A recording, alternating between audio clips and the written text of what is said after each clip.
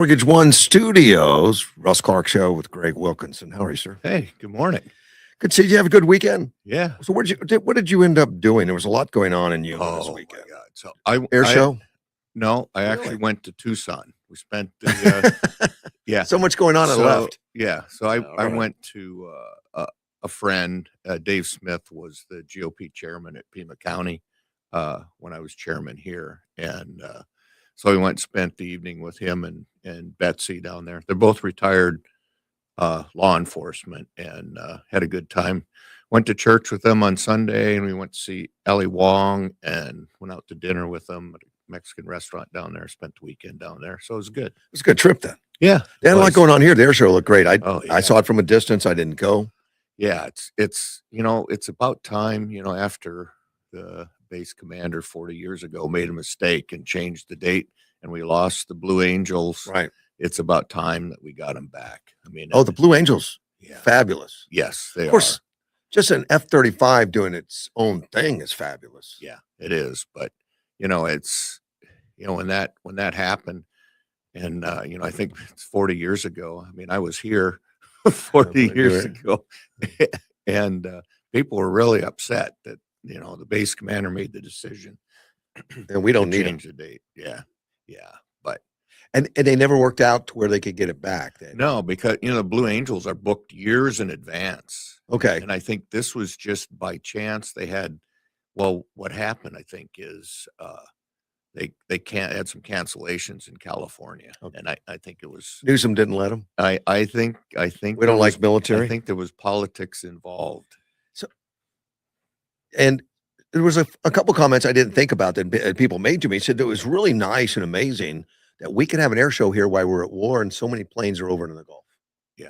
I guess I didn't give that a thought, but Well, that's I would say I wouldn't even say a third of our airplanes are over there, probably a quarter, something like that. And probably true. But Yeah. a lot of the reports that I saw we're talking about the huge numbers, bigger than anything during World War II, as far as mass aircraft going to that area. Yeah, well, in World War II, I mean, And we had a lot of planes in World War II. oh, we had a ton of planes. They were manufacturing planes like nuts. Yeah, 'Cause and we have a lot of planes over there, but I don't know if I would say it rivaled World War II. Okay. But anyway, We didn't send them all at once because Right. we just kept sending replacements. Yeah. There was a lot of losses. and and one of the big things I see, the A-10s are in it again. Yeah. Air Force, what a mistake! They want to keep retiring that airframe, and they need to upgrade and get the latest model, because there is no fixed wing airplane that can do close air support Not like that. like the A-10. No. Yeah, and survivable platform, and the new jets are amazing and they're fantastic at what they do, but They're the A-10 unbelievable. yeah, They're like invisible to radar. yes, but the A-10, It's Yeah. not invisible to anything. yeah, the A-10 is almost like a attack helicopter, except it goes faster. And has a bigger gun. Yeah, 30 millimeter cannon is quite the thing. I had the opportunity, and it was a great opportunity to go out to Barry Goldwater Range, where I was invited. They invited a group of Experimental Aircraft Association. Mhm. So we flew our planes out to Ela Bend. They picked us up in Air Force buses. Yeah. And took us out to the tower, and they brought the planes in to destroy stuff. It is just mind-blowing awesome to see that. They're scary. Yeah, that gun is awesome. All you hear is a big brrr. Yeah, and yeah. it just melts right through tanks and stuff. Yeah. And then the F-16s came in afterwards, with that little bitty tiny 20 millimeter. No, it's not. It's 20 millimeters That's still an- pretty big, but no, nothing that's impressive, like but the 30. it didn't look anything like the 30. And the A-10 is really built around that gun. It is. Yeah. I saw some specials on that.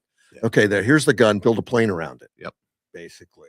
Yep, and they sit in I think it's a titanium steel bathtub. The Yep. pilot does. So Because they're flying where Yeah. like small arms could actually do some havoc. So they built that bathtub. So it's yeah, not- you don't have to sit on a flak jacket and stuff like that and protect yourself.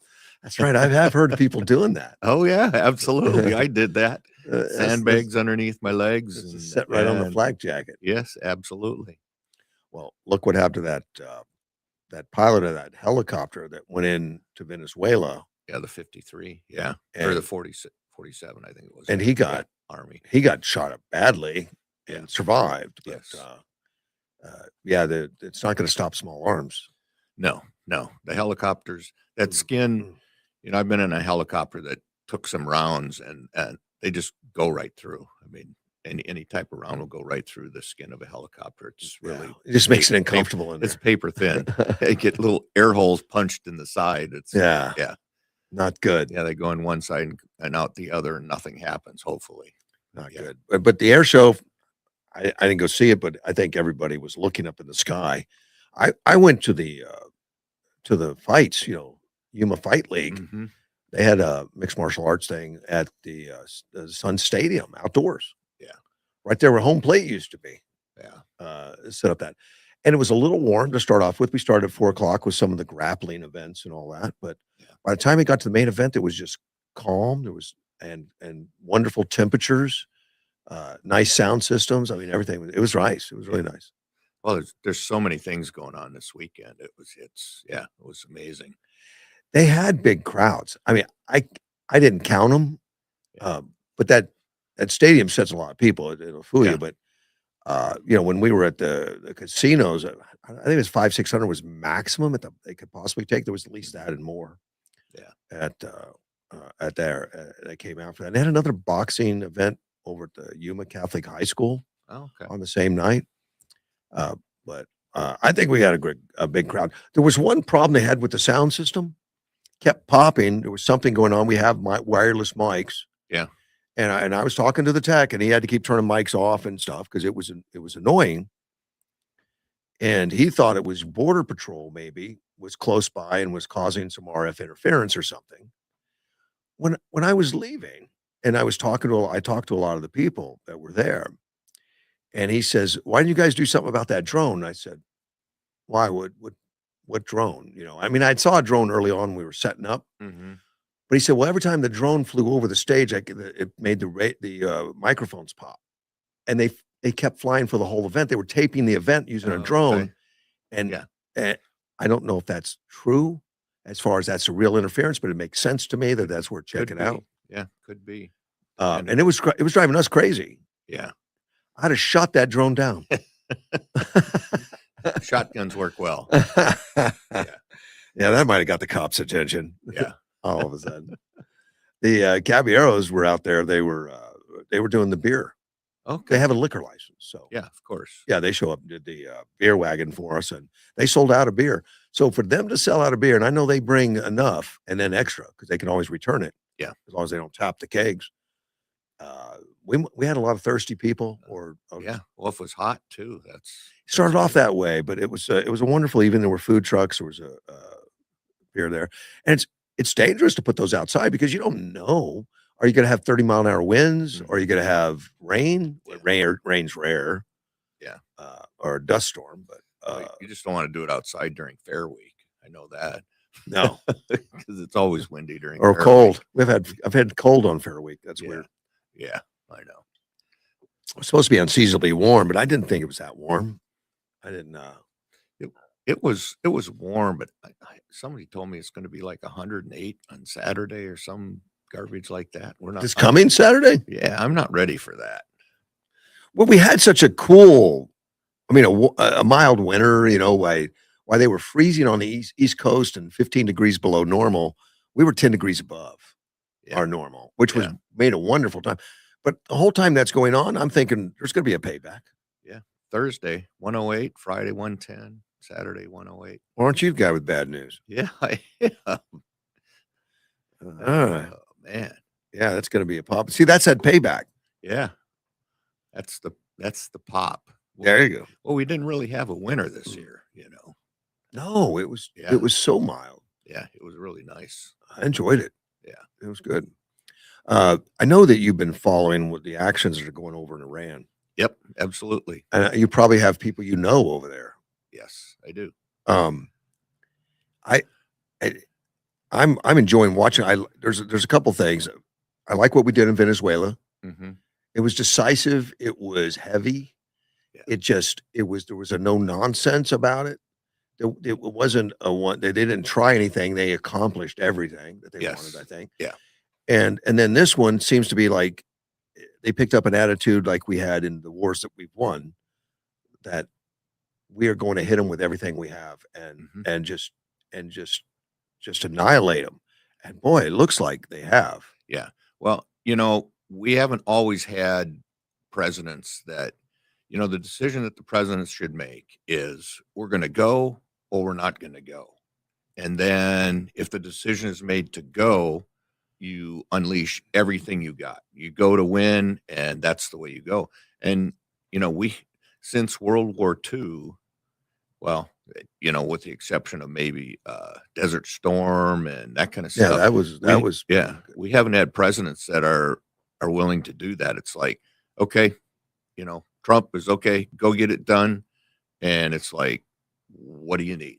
I've had so That's many the only friends from question. Vietnam era that were so Yeah, frustrated about the politics about tying their hands yeah, when you shoot, when you don't shoot, when you're allowed to use force, you're going to lose force. yeah, Your barrier, the areas you can and can't go into. yep, They all, I mean, everybody I talked to said, we were just, it was a political war. It wasn't yeah. Well, military. I'll even go one further. So I mean, I know I'm going back ways, but 1983, when I went into Beirut, the Mao, the Marine, basically a battalion, but with a reinforced battalion, they set up a saloon, and initially they called it the "Don't Shoot Back Saloon" or "Can't Shoot Back Saloon." Oh my, Do you remember that? no, but Yeah, that's great. and then when Reagan finally let him go loose, it's the "Can Shoot Back Saloon." They can't shoot back. Yeah, and and Reagan changed that because, like, under the Carter years and all that kind of stuff, and even in Vietnam, it was controlled at the White House about what you can do. Right.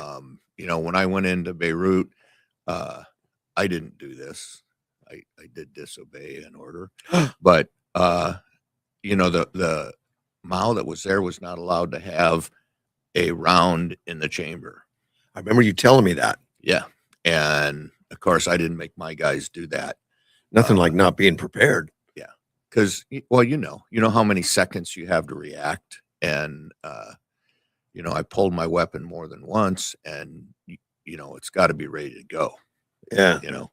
And my wife and I have that discussion about now, but Oh. anyway, that's kind of a different circumstance. Nicole would have broke a few rules. Yeah, yeah, But that's people that have firearms in their home for self-protection. Yeah. And lock them in a safe Mhm. without not loading. It's not much use to you when you get Right. Yeah. Yeah. Yeah.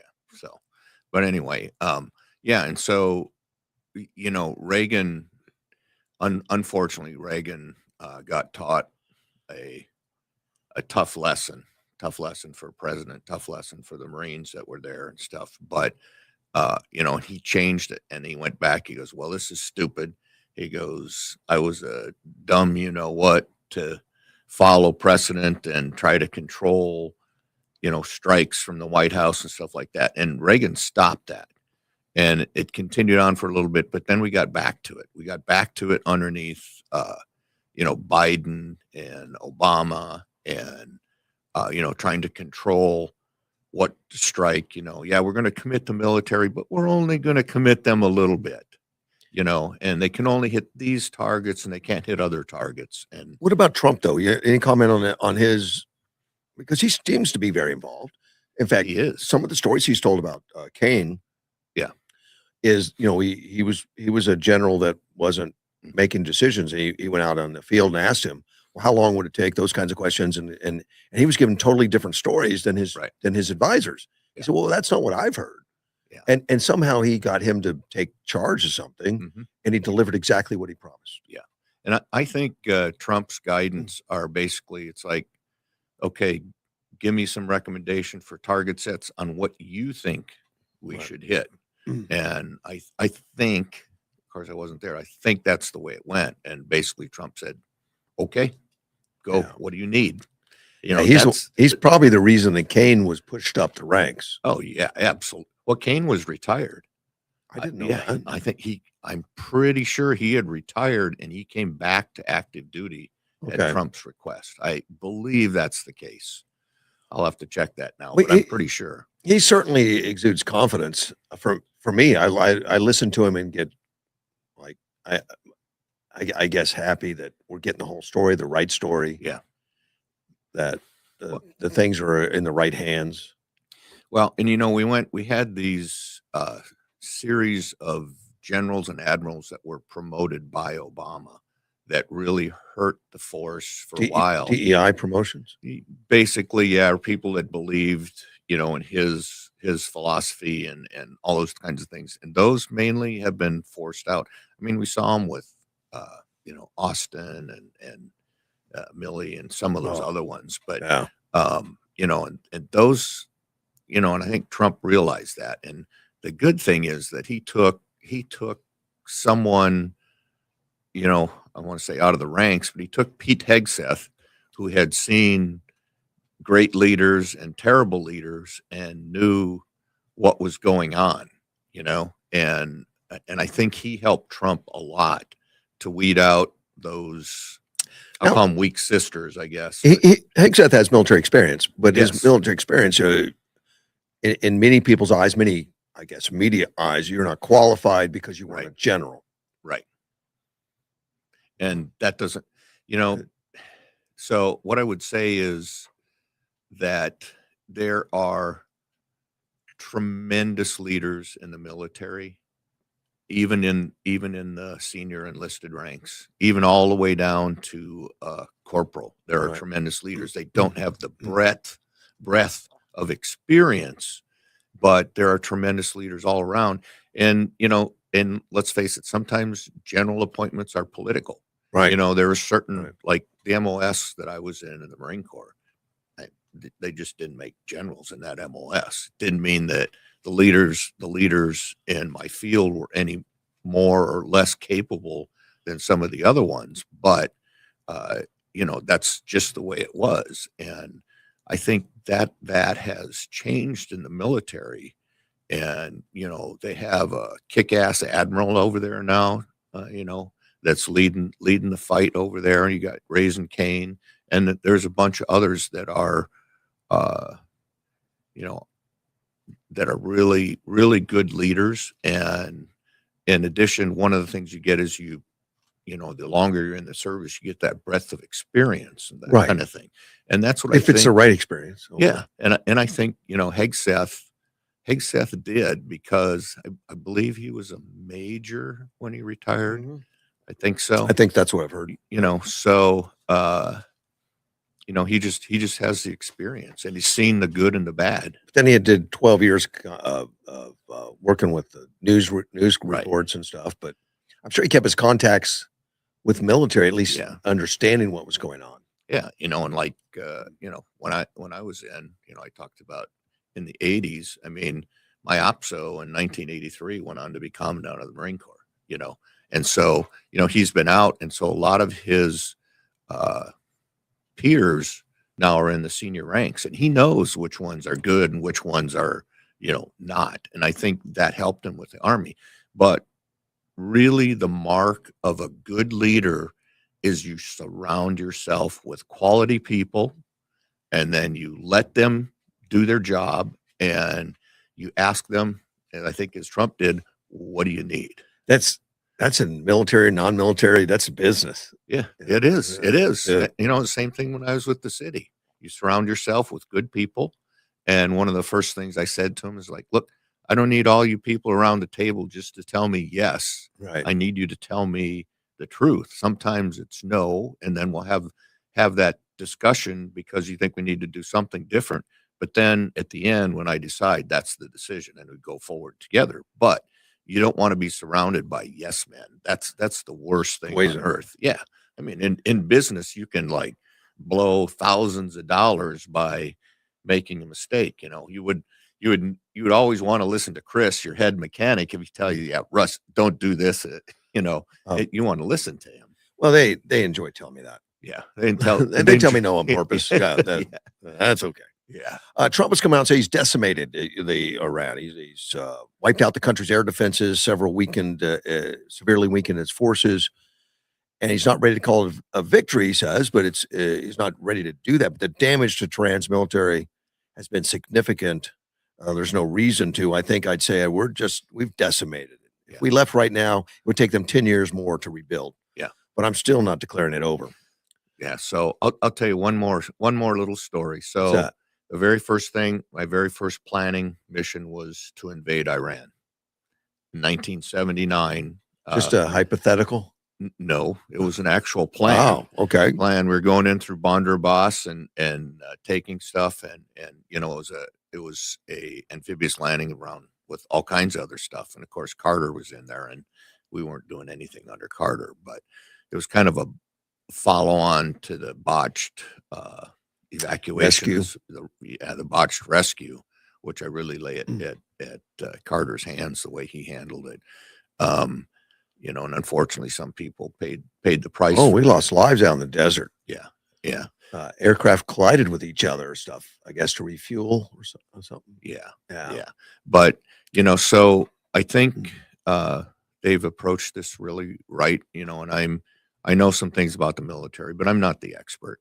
But they have something called SEAD, suppression of enemy air defense. That's where you start. You take out all their air defense assets, whether it was jamming or that was done missiles. by Israel. Israel did months most ago. of it. Yeah, but they did that for the nuclear, so we could get in there and do the nuclear stuff. Right. They were able to, I think, to purchase some systems from China and China and Russia. Yeah, but the systems we have right now pretty much overwhelm those right away, and they're designed to defeat those systems. I mean, that's who we go against. And so they finished off what was left to the air defense, and then started going after their target list of what they have. And now they're chasing mobile tells and underground bunkers. And I heard they just destroyed their internet, one of the internet sites that I'm trying to think of the right word, that squashes the internet for the people. And so that the internet should be opening up over there. And so we should start. They got a filtering device there. Yeah, they have that takes over. Blocks out our show. Yeah, exactly. Blocks out the Russ Clark show. I think. Yeah, how dare they? Number one on their list. But yeah, and so they. My understanding is they took that site out, and the internet now is opening up. It was like functioning at like 1% or something, because that was throttling it way down. And now it's opening up, so hopefully we'll start hearing. The news thing, and I read some stories on AI, on how Iran's not winning the war except on AI. Yeah, and they've shown, like, they sank the USS Lincoln. Yeah, and then it resurfaced, and they sank it again. I didn't know an aircraft carrier worked like that.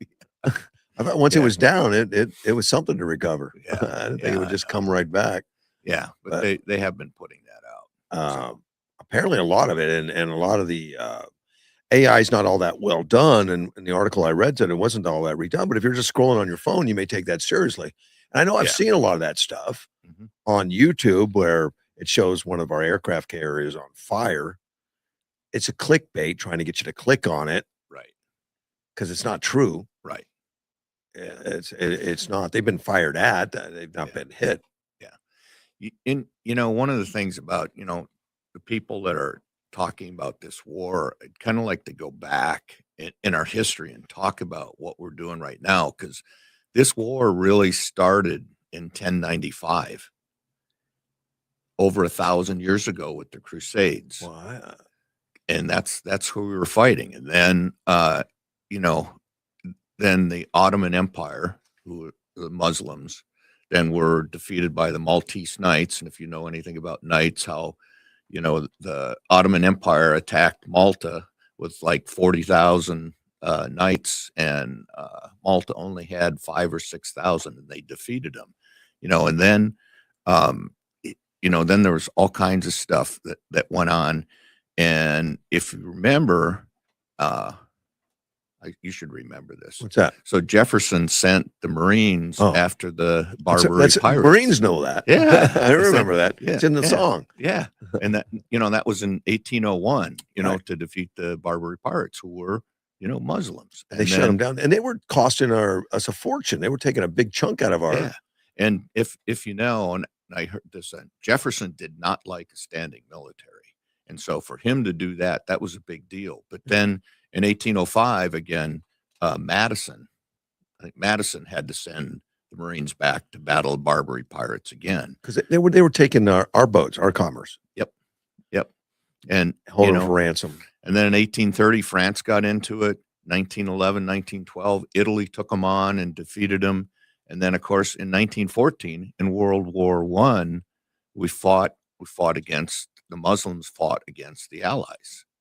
And then, of course, 1991, the Gulf War. Yep. Yeah. And then again in 2001 to 21, the Iraq War, and then 2003 to 2011, we were involved in Afghanistan. So this has been a war that's been going on. Well, it's been going on with Iran for 47 years. Yes. And just death to America. Yeah. But people think that's the only time this has happened. No. And that's not true. It goes way back. Yeah. And, and thank God through history, we've always had a country or somebody, Jefferson, Madison, other countries that have taken on to stop this, to stop, the Muslims from taking over and putting Sharia law and all those types of places. We haven't had, though, a president like Trump in our lifetime that has done like what he's doing. I mean, he's tougher than Reagan even. Yeah, you probably have to go back to Eisenhower or Truman. Truman had to make the decision to drop the nukes. Of course, we were already at war. Yeah, but he was trying to finish it. Yeah, but those types of leaders we haven't had in a long time. We've had some good leaders. So, what do you think of the Democrats, though, that are constantly going up and bashing it and saying that Trump's a warmonger and we shouldn't be in there, and they're feeling sorry for Iranians? I think they've lost their minds. Yeah. I think they should be tossed out on their asses. Yeah. It's, once the decision's made, and no matter whether it's a Democrat president or a Republican president or whoever it is, once our forces are committed, you have to get behind it. But it's not just that we have a senator or a House of Representatives person. It's the leadership. Right. It's the leadership that you would think would be more experienced, more understanding. And the same leadership with Schumer or Hakeem Jeffries or something that have said that we need to do something about Iran in years past or on the record overall.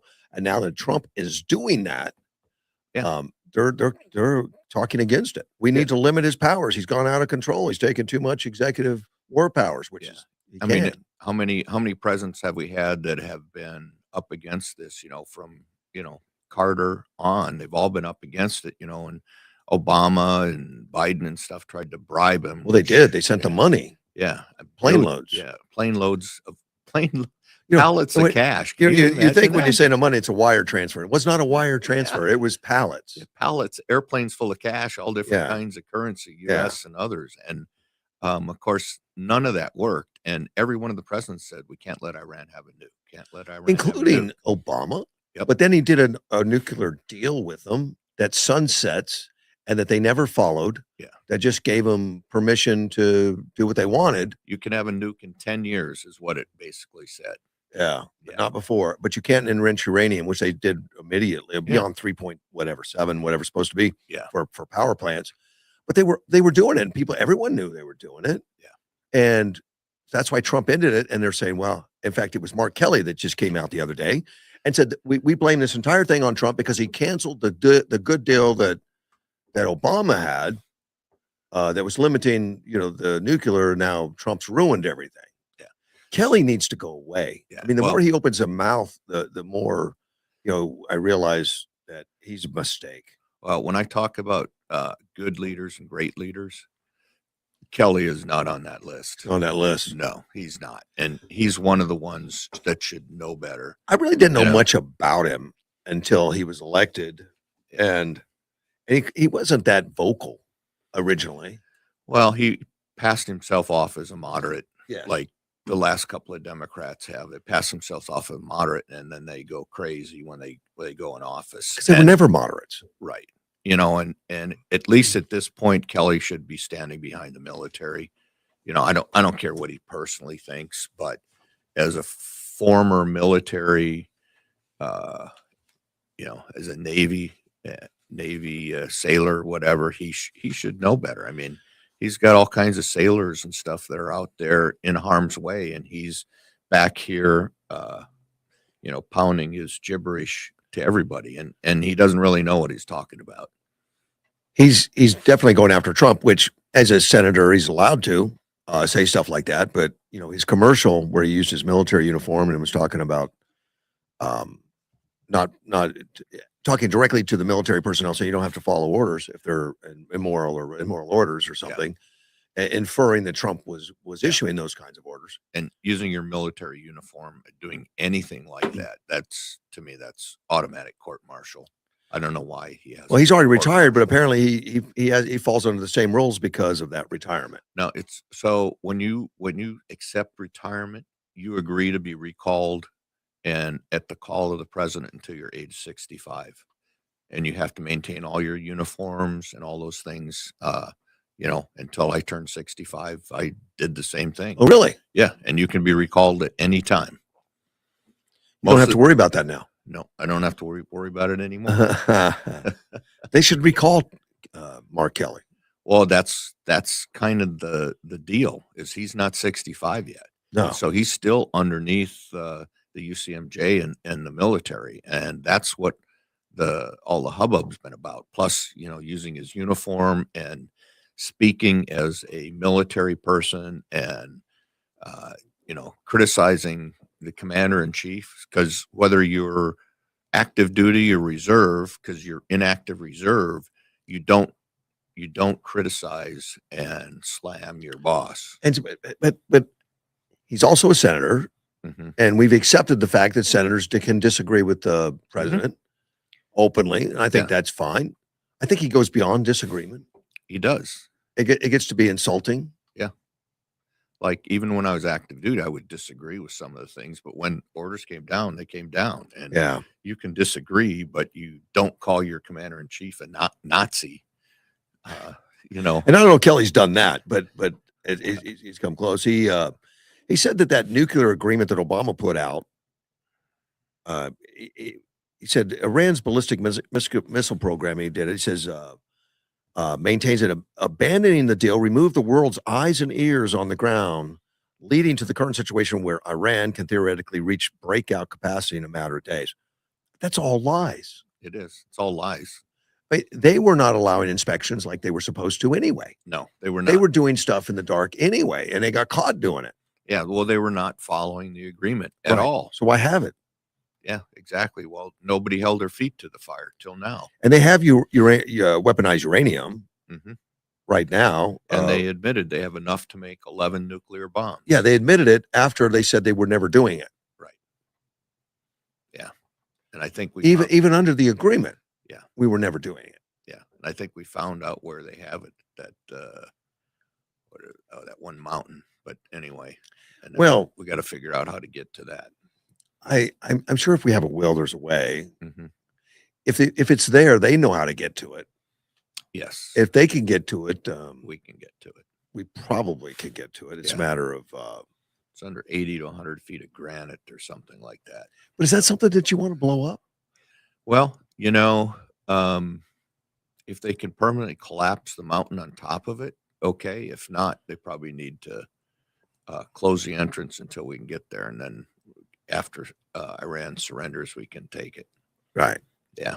I like that idea. Close the entrances, and then if anybody moves some equipment there, they'd see it. Yeah.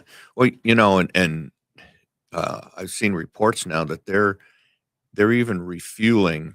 When a plane's refueling, it's very vulnerable, I guess, to be shot at, and they're even refueling now, I guess, right over Tehran. Yes. Yeah. So no, with tankers. Yeah, that's what I heard. Wow. They had done some refueling right over. Iran has said that they have shot down like 4 tankers, which is a lie. Right. You know, they do the AI stuff that we Yes. shot them down, they crashed, which those planes they shot down are still flying. Yeah. Well, my understanding so far is that we have not lost a single airplane to combat loss to air defense. We did lose a tanker though. We lost the tanker that I haven't heard the final, but I'm guessing the 2 tankers collided. And then we had the 3 F-15s that were shot down Yeah. by Kuwaiti. Kuwait. It was Kuwait or Yeah, UAE. I think it was Kuwait that, Yeah. I guess their defense systems were working. They put them on auto. There's I Something I happened. can go through all the technicalities of how that all works, but Yeah. but they're on automatic with no human intervention, which I kind of understand because a ballistic missile is coming in really fast and don't you have only time. have a few seconds to Yeah. react, and the computers react very fast. I think they were afraid of, not being quick on the trigger, and so they just let their systems. And I don't know how that works, but in a situation like that, do our planes have some kind of transponder or something that they can identify? They do. Okay. They do. They have, modes 1, 2, and 3, and 4. And 4 is the encrypted mode. Now, And, from aviation, right? You have mode 3, your IFF system, identification friend or foe, and then military aircraft have another mode 4, which is an encrypted.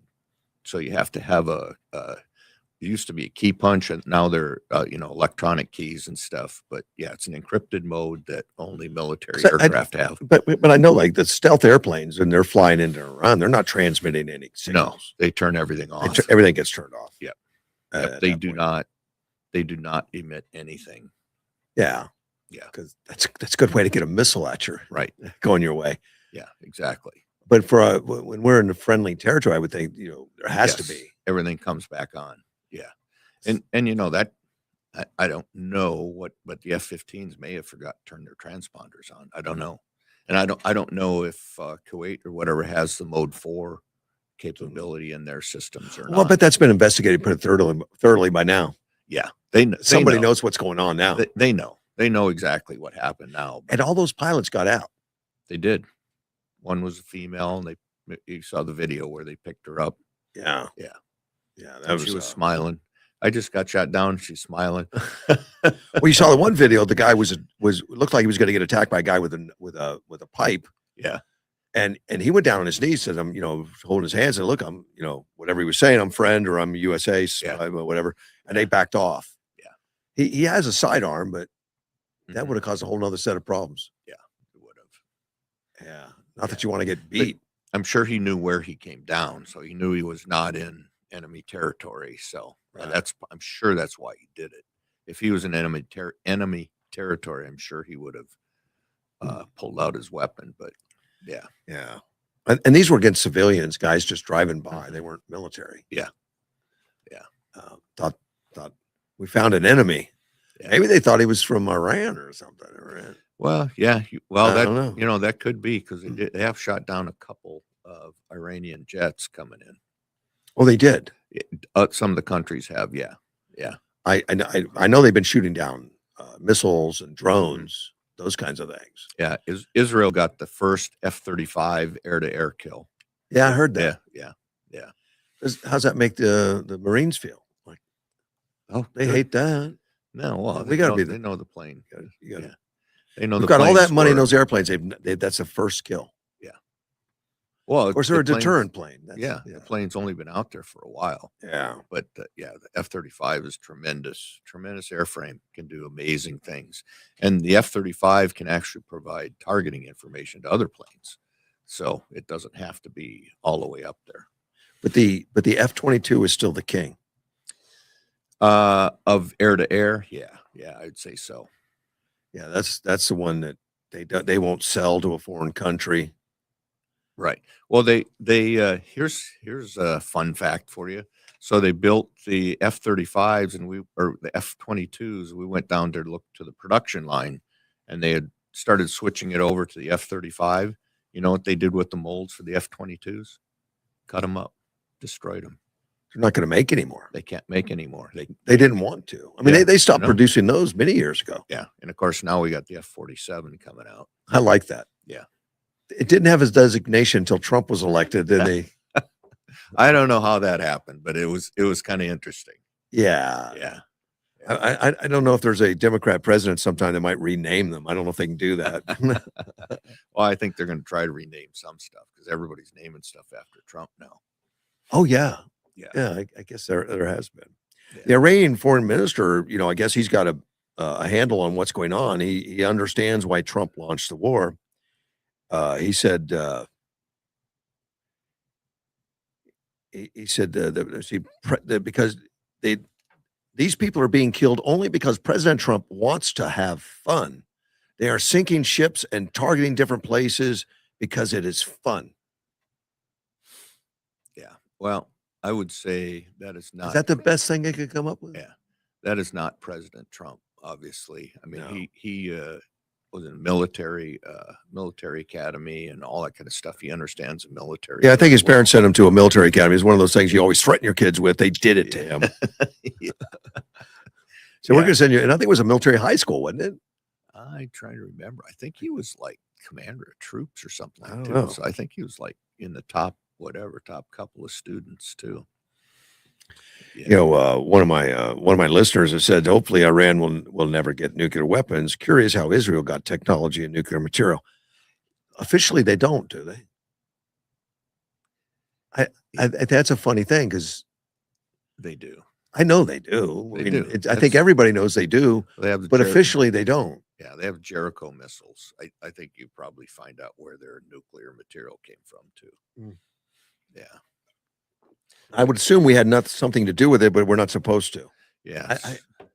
So when in the Gulf War, I guess I got to tell another story. So in the Gulf War, I was the OPSO of our battalion, 2 battalions actually, and one of my friends was in Cheyenne Mountain up in Colorado. Uh-huh.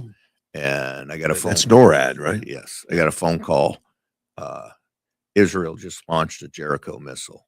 And I go, what's the direction? And they said it's headed towards Iraq. And I'm like, so I get out my little piece of paper and I start computing fallout, get the winds and see where the fallout's going to come if this nuke goes off over Baghdad. And unfortunately, the guy in Cheyenne Mountain called the wrong vector for the missile. And so it was actually just basically a test warning shot that they landed in the water, but the guy called the wrong vector. And of course, Yeah, we probably would have heard about it if it was Yeah. a nuclear missile. and he was relieved. Oh, he was. Oh yeah. You don't take mistakes like that. You can't make That's mistakes. like like that. that's like sinking a ship. Yeah, that's like pucker power putting you in DEFCON 1 and that kind of stuff. But yeah, that was trying to remember how to compute nuclear fallout from my NBC school that was another stressor at the Right.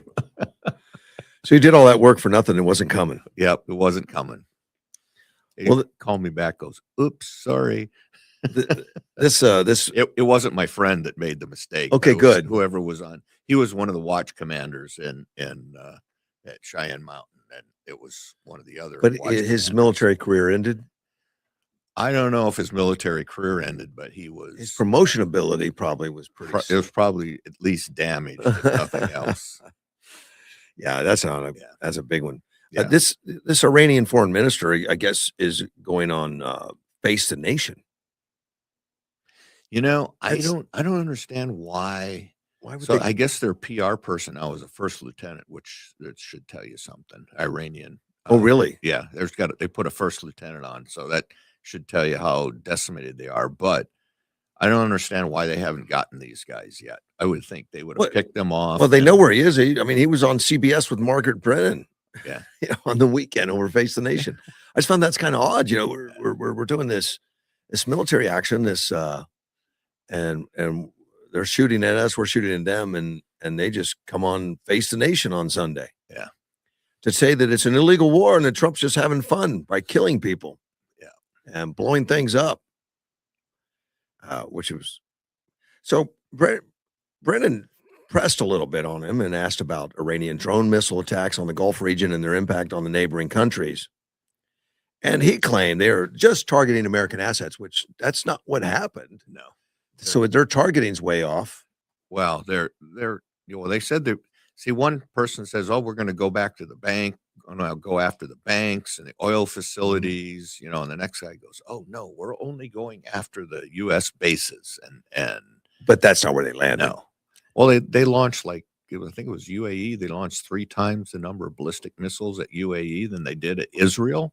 Yeah. Yeah, and yeah, and now they're using cluster munitions on Israel, which Illegal in 140 countries.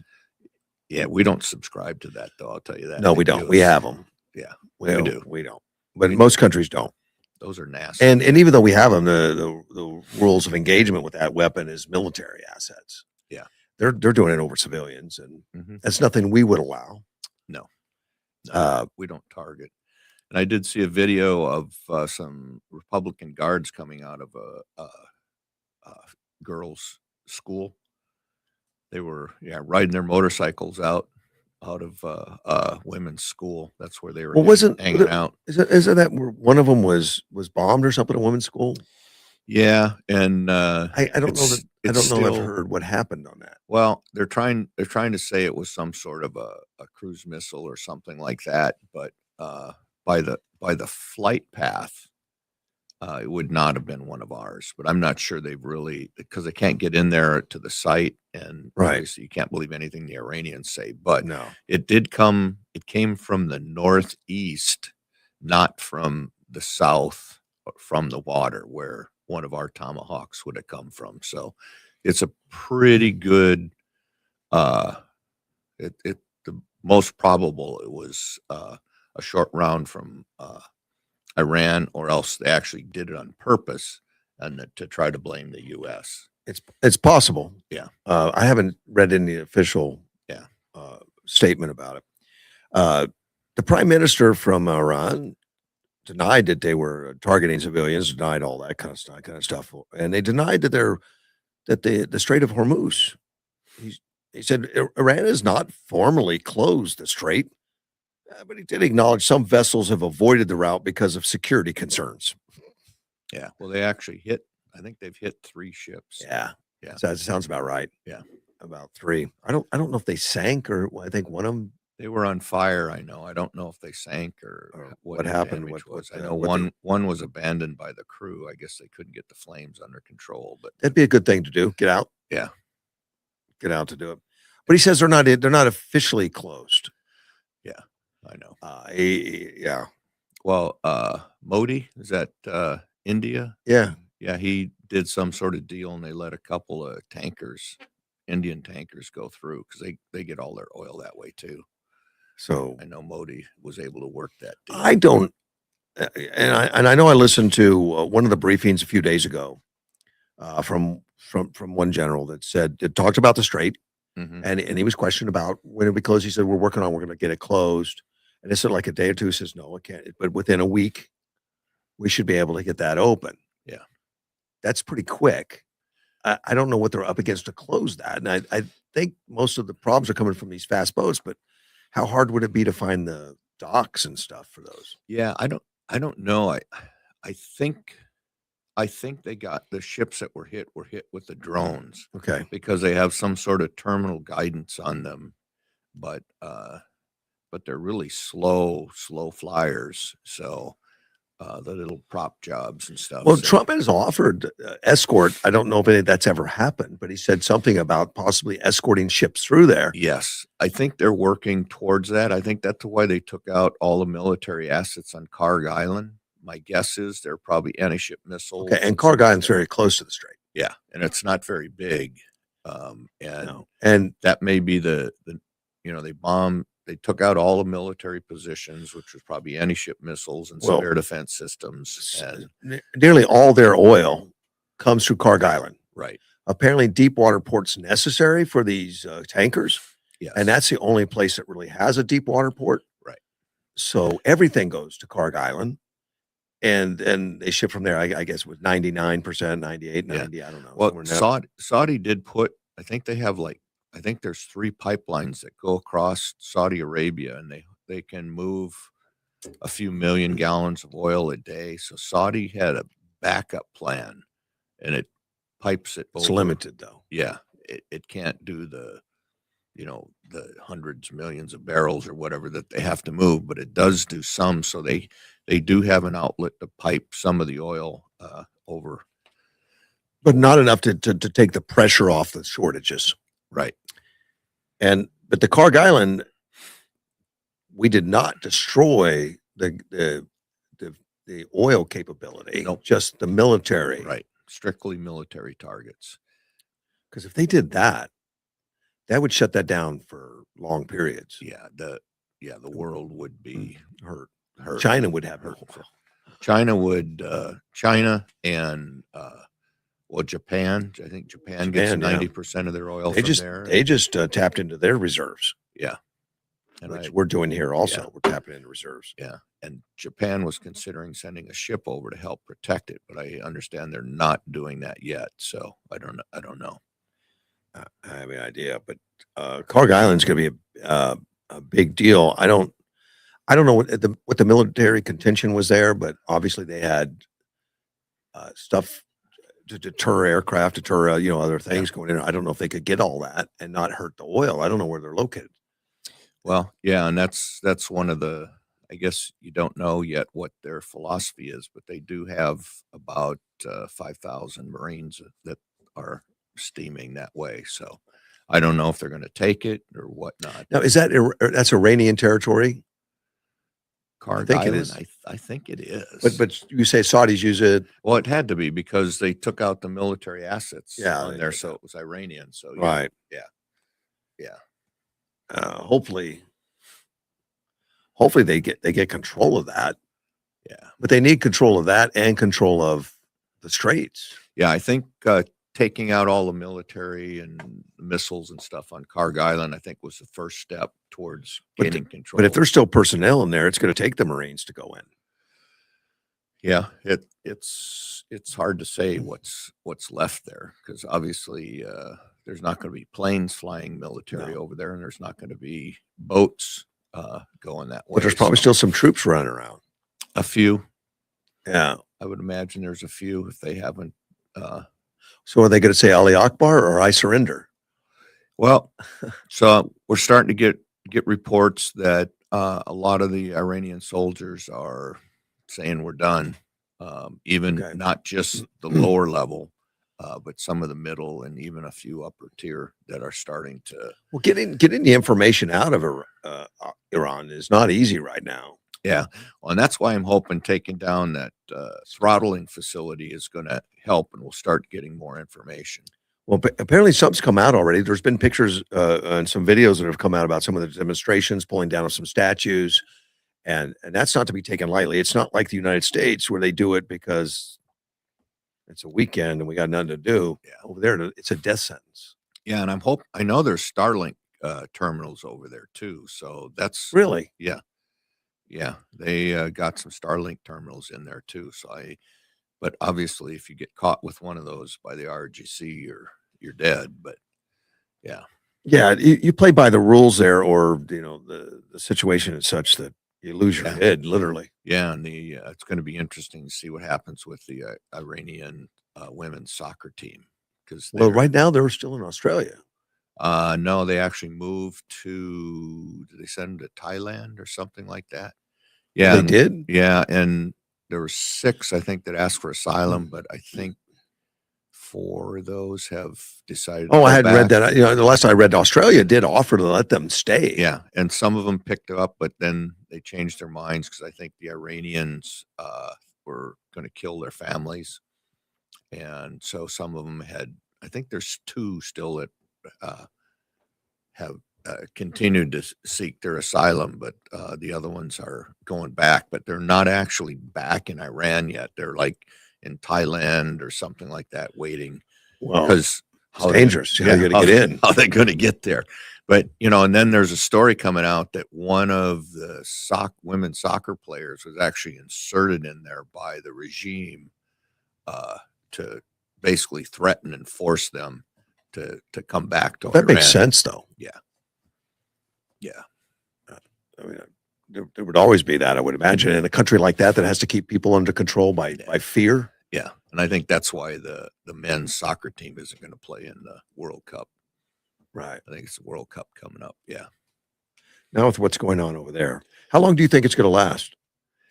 Um, whether they ever get a real formal surrender, I don't know, but I'm guessing, a couple more weeks. And I think there'll be, by lasting, I mean, where there's actually a really big resistance, Right. and flinging a lot of missiles. I think there's, Well, they say the missile count's down 90%, yeah, but I but think, still, it's yeah. when's it going to get to zero? Well, and Hezbollah and Lebanon is kind of into the fray now, but I think a couple more weeks before it's like minimal. I think you're still going to see jets flying over, waiting for mobile launchers and stuff like that come out of hiding Right. for a while. But I would say probably another week or two. But before they're completely neutered. Yeah, and there'll still be the suicide guy out there launching a missile here and there or a drone. But I know the intent right now is to not have boots on the ground, but I don't know how you think make change. I don't know. I don't. Although, do we Yeah. really want to force change or well, go run down there and hand pick somebody? we are forcing. Okay, we're change. forcing change, but we're not. Yeah. We're not in there hand picking a person or No, and I don't think Trump said something to that effect, but I don't think that's what he meant. What he meant was we got to have somebody that's acceptable, that's Right. going to want to pursue peace and take their money and Well- put it, because Iran is a hugely rich country. I mean, you remember what Iran used to be in Oh, yeah. in the mid 70s, and it was one of the greatest nations over there until Oh, yeah. Muslims took And it over. It looked very westernized Yeah. and all that. Exactly. And that's why everybody should be afraid of Islam and the Muslim, because of doing this kind of crap to countries. You look at I read something about in the UK now there were like 900 stabbings in the UK in the last whatever. I mean, it's because of what's happened at London. I don't Well, we may do one of those warnings not to travel to England anymore. well, they have so many stabbings because they don't have guns. Yeah, I know. Exactly. So you take the guns away, we got knives. Well, Yeah, they've looked at taking the knives away. I know. But then what are you going to do with the steak? Well, but they've taken away pronouns. You got to have right pronouns or you go to jail. Yeah. You can have a knife, but you can't not use pronouns. Well, and you can't say something, you can't tweet something that's objectionable because you go to jail. Yeah. That's crazy. Yeah.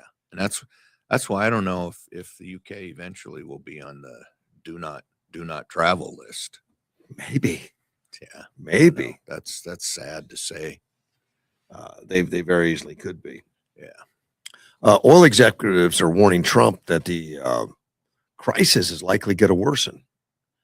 And that's from Exxon, Chevron, ConocoPhillips. And they say the energy disruptions that are sparked because of this likely to become worse. They're having conversations with Chris Wright, our energy secretary, as well as Doug Burgum, the interior secretary, that the disruption to energy flows through the Strait of Hormuz will continue to create unpredictability in world energy markets. It looks like that's the key to economies for everybody, including us. Yeah. Well, we're not going since we're pretty much totally self-dependent. So we're not going to be short oil, but Well, worldwide price, will affect us. we follow it. Yeah. Unless Trump comes out and said, knock it off, something like that. What, to our own oil companies? So Yeah. they have to sell to us, or we're going to take it. I don't know. I hope not. Knock off the price. I hope not. Price increases because Well, they're following the world market. that's what they're doing. But yeah, Yes. I don't like doing that kind of stuff. But And our oil isn't the right oil for most of our refineries. A lot of our refineries can't do it. That's why Trump was so happy to have that new oil refinery being built. right. First oil refinery in what, like 50 years 50 almost. years? Yeah. And Yeah. it's going to be designed and to be built to burn the crude that we produce. Yeah. Which is a different viscosity or something. So it needs to be set up for that. Right. So we end up shipping our oil offshore, and then we bring that other oil on, Mhm. which costs us a lot of money unnecessarily. Yeah. Uh, Well, and then you got Gavin Newsom trying to shut down mm, a couple more refineries in California. And I mean, that guy is a disaster to California, a disaster to our country. well, you say that, And but they still love him. no, they don't. Somebody does. Uh, no.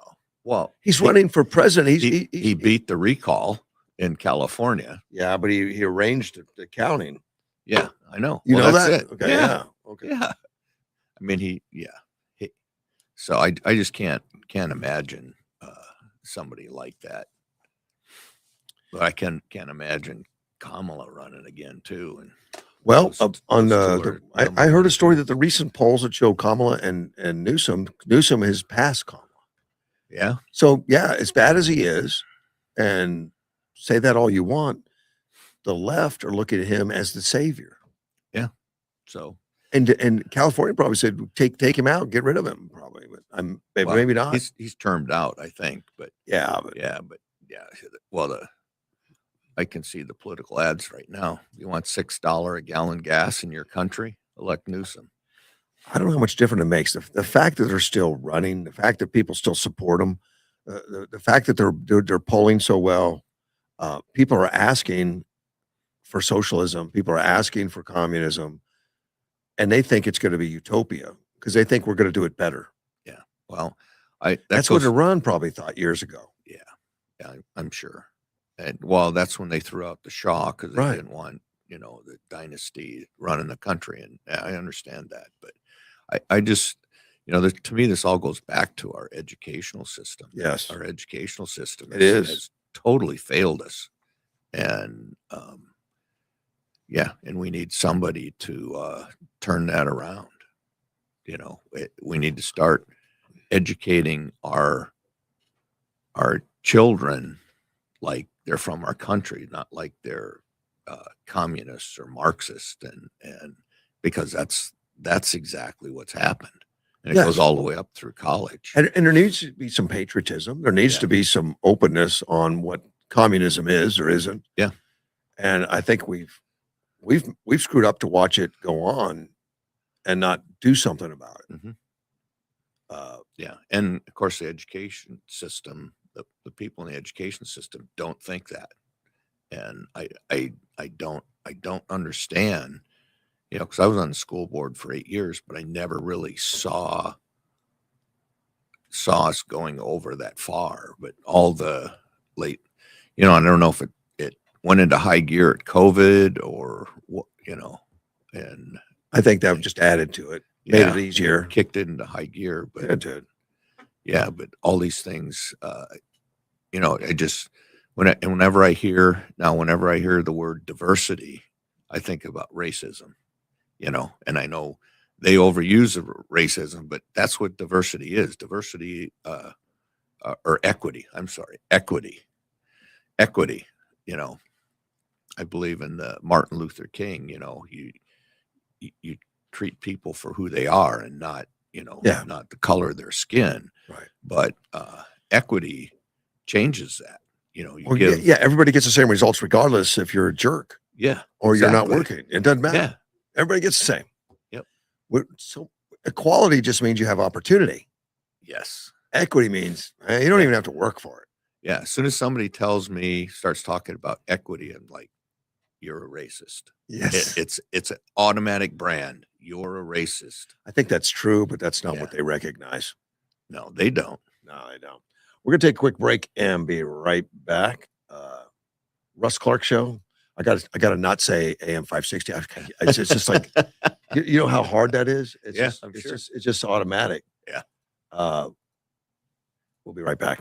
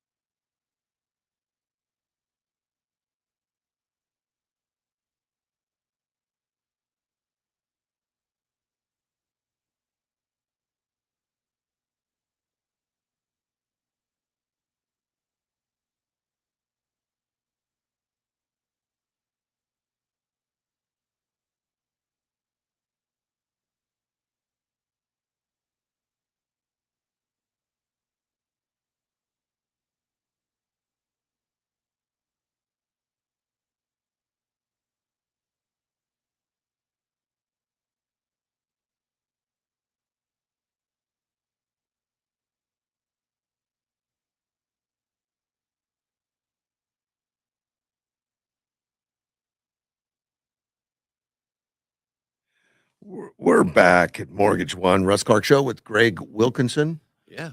It's weird we can go a whole hour and not take a break Yeah. because we're not running commercials. That's going to change. Yeah. We'll get back to it. I had a message. Let's see that. And this was from Jesus Gonzalez. Okay. He says Michelle Pena and others need signatures, and I know Derek had just mentioned it. Yeah. Signatures, a lot of people, it's a shortened time frame. Right. Twice the signatures necessary in a lot of these cases for And particularly mayor and city council. Yeah, and we can't collect at the fair either. No, So, it's too late. yeah. So actually, for Michelle Pena, they're welcome to come to my shop, 2026 Kennedy Lane, Yuma. Open all day, anytime. Go on in there. Sign up for Michelle Pena. That she's also. I mean, these guys are scrambling for signatures right now. Yeah. Well, everybody is. Yeah. Well, in city council up there, because we did such a good job of signing up so many voters, and they changed from off year to on year elections, they now need 1,000 signatures to get on the ballot. And it used to be even 500. So. Yeah. And you can go online.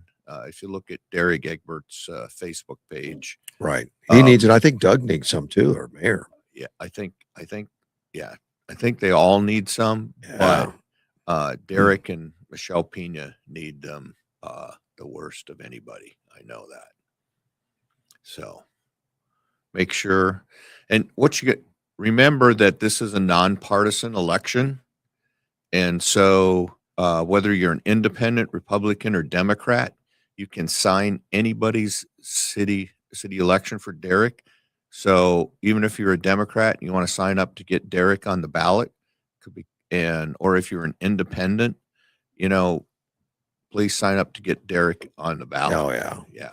And obviously Michelle Pena is one of his Republicans, so she needs signatures from east side of Yuma and then South County. So, but yeah, we got to get Derek on the ballot. We talked about California. You mentioned California's been closing a lot of oil, and of course they don't close it directly. They don't walk into the oil company and say you need to close. What they've done is it made it so difficult for them to make money, difficult for them to operate. In fact, recently they passed laws that gives them a profit cap. You can only make so much money, percentage wise or something, and they just said enough. They've had the EPA, the California EPA and stuff, and finding them, looking at them, and they've just been unfriendly for decades, and it just keeps spooling up. Yeah. They hate the industry. They want to go all green. Yep. Gas is evil. Oil's evil. Get out of my state. And they finally got the message, and now they're like, whoa, whoa, whoa.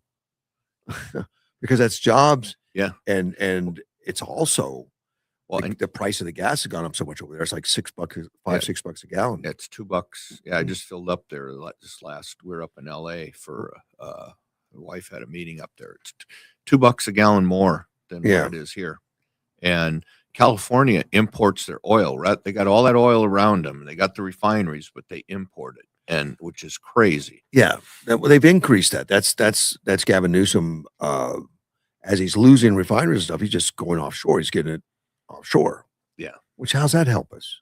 It doesn't. And that oil is actually dirtier than the one that comes from the U.S.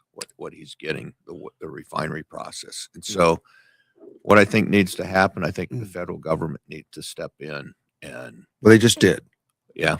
Yeah. The Energy Secretary, Chris Wright, on Friday directed the Sable Offshore Corp. I don't know who that is. It's an oil and gas company headquartered in Houston to restore operations and sent a pipeline system off the coast of Santa Barbara. Right. And I think Gavin Newsom's trying to sue him. He is. He's mad about it. Like, how dare you keep oil flowing? Yeah. And Gavin Newsom mentioned that they had an oil spill back in 2015 near Refugio State Beach, released 140,000 gallons of crude. I don't remember it.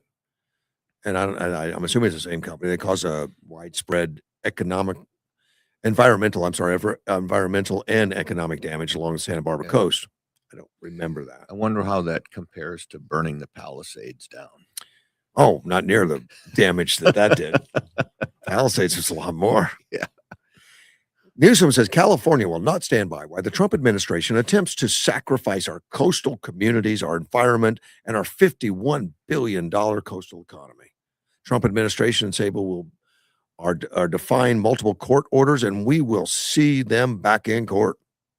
Good for Gavin. He's a tough guy. Yeah. Chris Wright said that they've invoked the Defense Production Act. Oh, yeah, of course. That's an order they've ordered the oil company to restart the shuttered offshore operations in California. Mhm. The move is necessary to address oil supply disruption risk and reduce reliance on foreign crude. Yeah. I think the feds could invoke eminent domain too and take that out of California's bailiwick completely. And just operate it. Yeah. They just let the private company operate, but they just invoke eminent domain and take over the property. The problem still exists, though. They've got to deal with California politics. Well, The pricing, the harassment, the environmental people from California. right. That won't go away. No, but hopefully if they get a new governor, Yeah. that would make an impact. I say the oil companies that closed shop, they just said, look, they've been unfriendly. We can't operate there. We can't operate successfully. We just Yeah. finally, just reach a point where Yeah. this doesn't make sense. I think that may be the way, is just invoke eminent domain, But I don't know. and California then has no say over anything. Well, if they can do that, if they can say, okay, all your regulations and rules are going to be taken over also. And Yeah. your extra tax burdens will be gone. Yeah. You don't want them here. They're gone as far as you're concerned. Yep. We'll handle it. Yeah. I don't know how that'll work. We'll see. Chris Wright, the energy secretary, says today's order will strengthen America's oil supply and restore a pipeline system vital to our national security and defense, ensuring the West Coast military installations have the reliable energy critical to military readiness. And exactly right. Part of that oil stuff has been closed down. The refineries are closed down. This doesn't talk about that, but they were the only supplier to LAX. I mean, the airport. Right. And a lot of the military all around there. Yeah.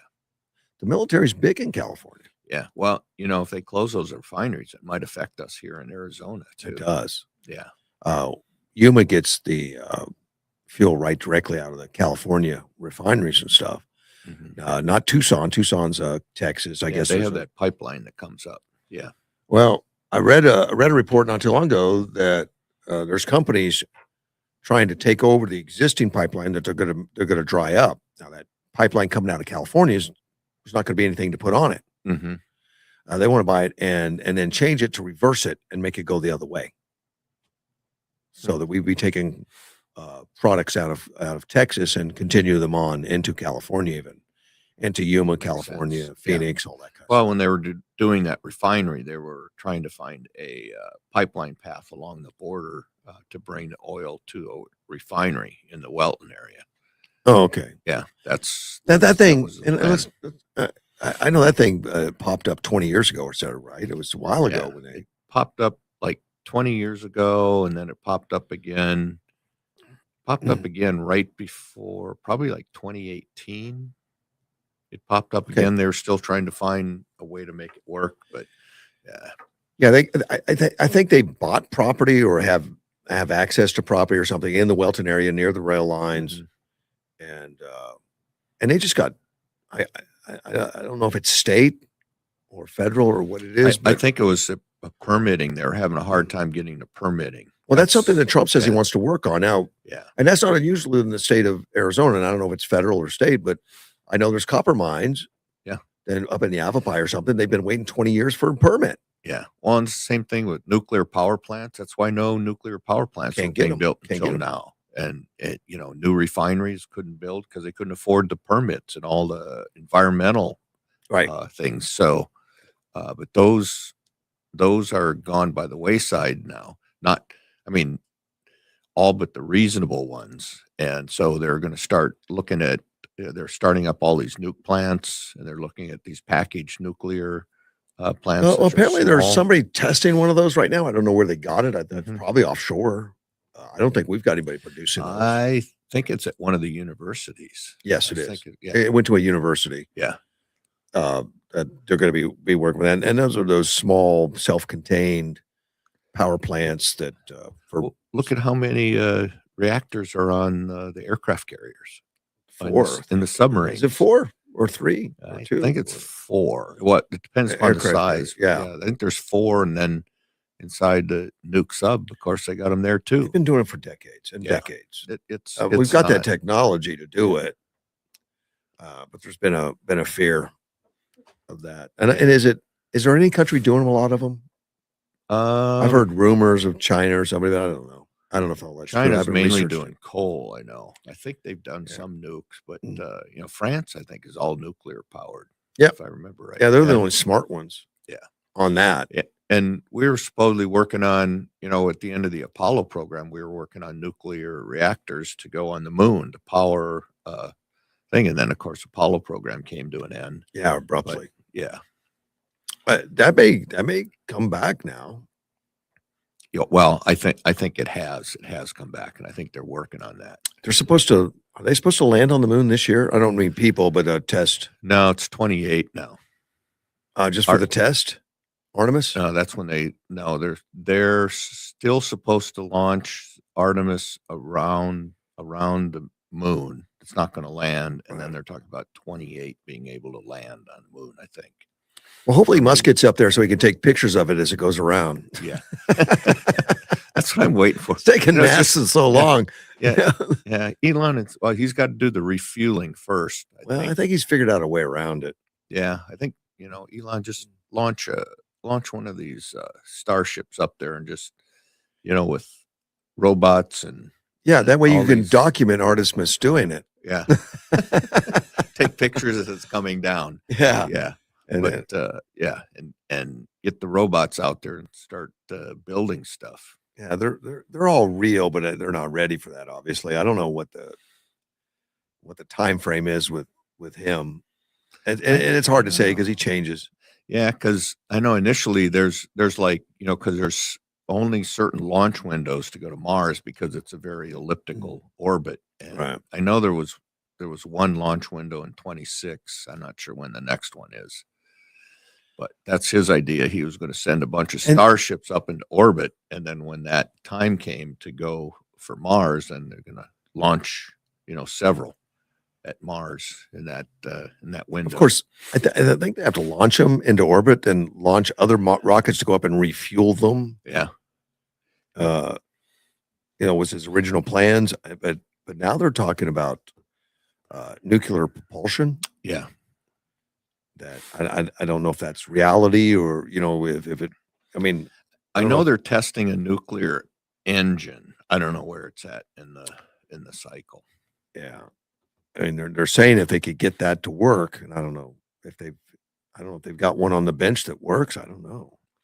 But well, in space you don't need as much thrust. I mean, the hard thing is getting them out of the atmosphere and get them out of the gravity. And then once you get into space, you don't need as much thrust. Yeah, and with no friction, the acceleration keeps coming. Yeah, exactly. Yeah, slowing down is another thing. Yeah. Well. Yeah. Yeah, we'll let them figure it out. Yeah. Sure. Yeah. Well, they did it in 69 with slide rules and all that other kind of stuff. Yeah, and they built a lot of Apollos that they never used. They scrapped them or made them into museum pieces. Yeah.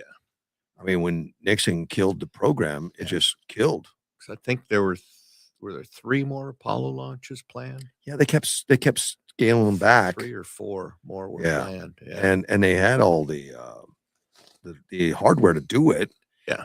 But before, and I just saw this the other day, a report on it. Before they even actually officially killed it, they already had closed the manufacturing of the rockets. They closed, destroyed everything, and there was no way to build anymore.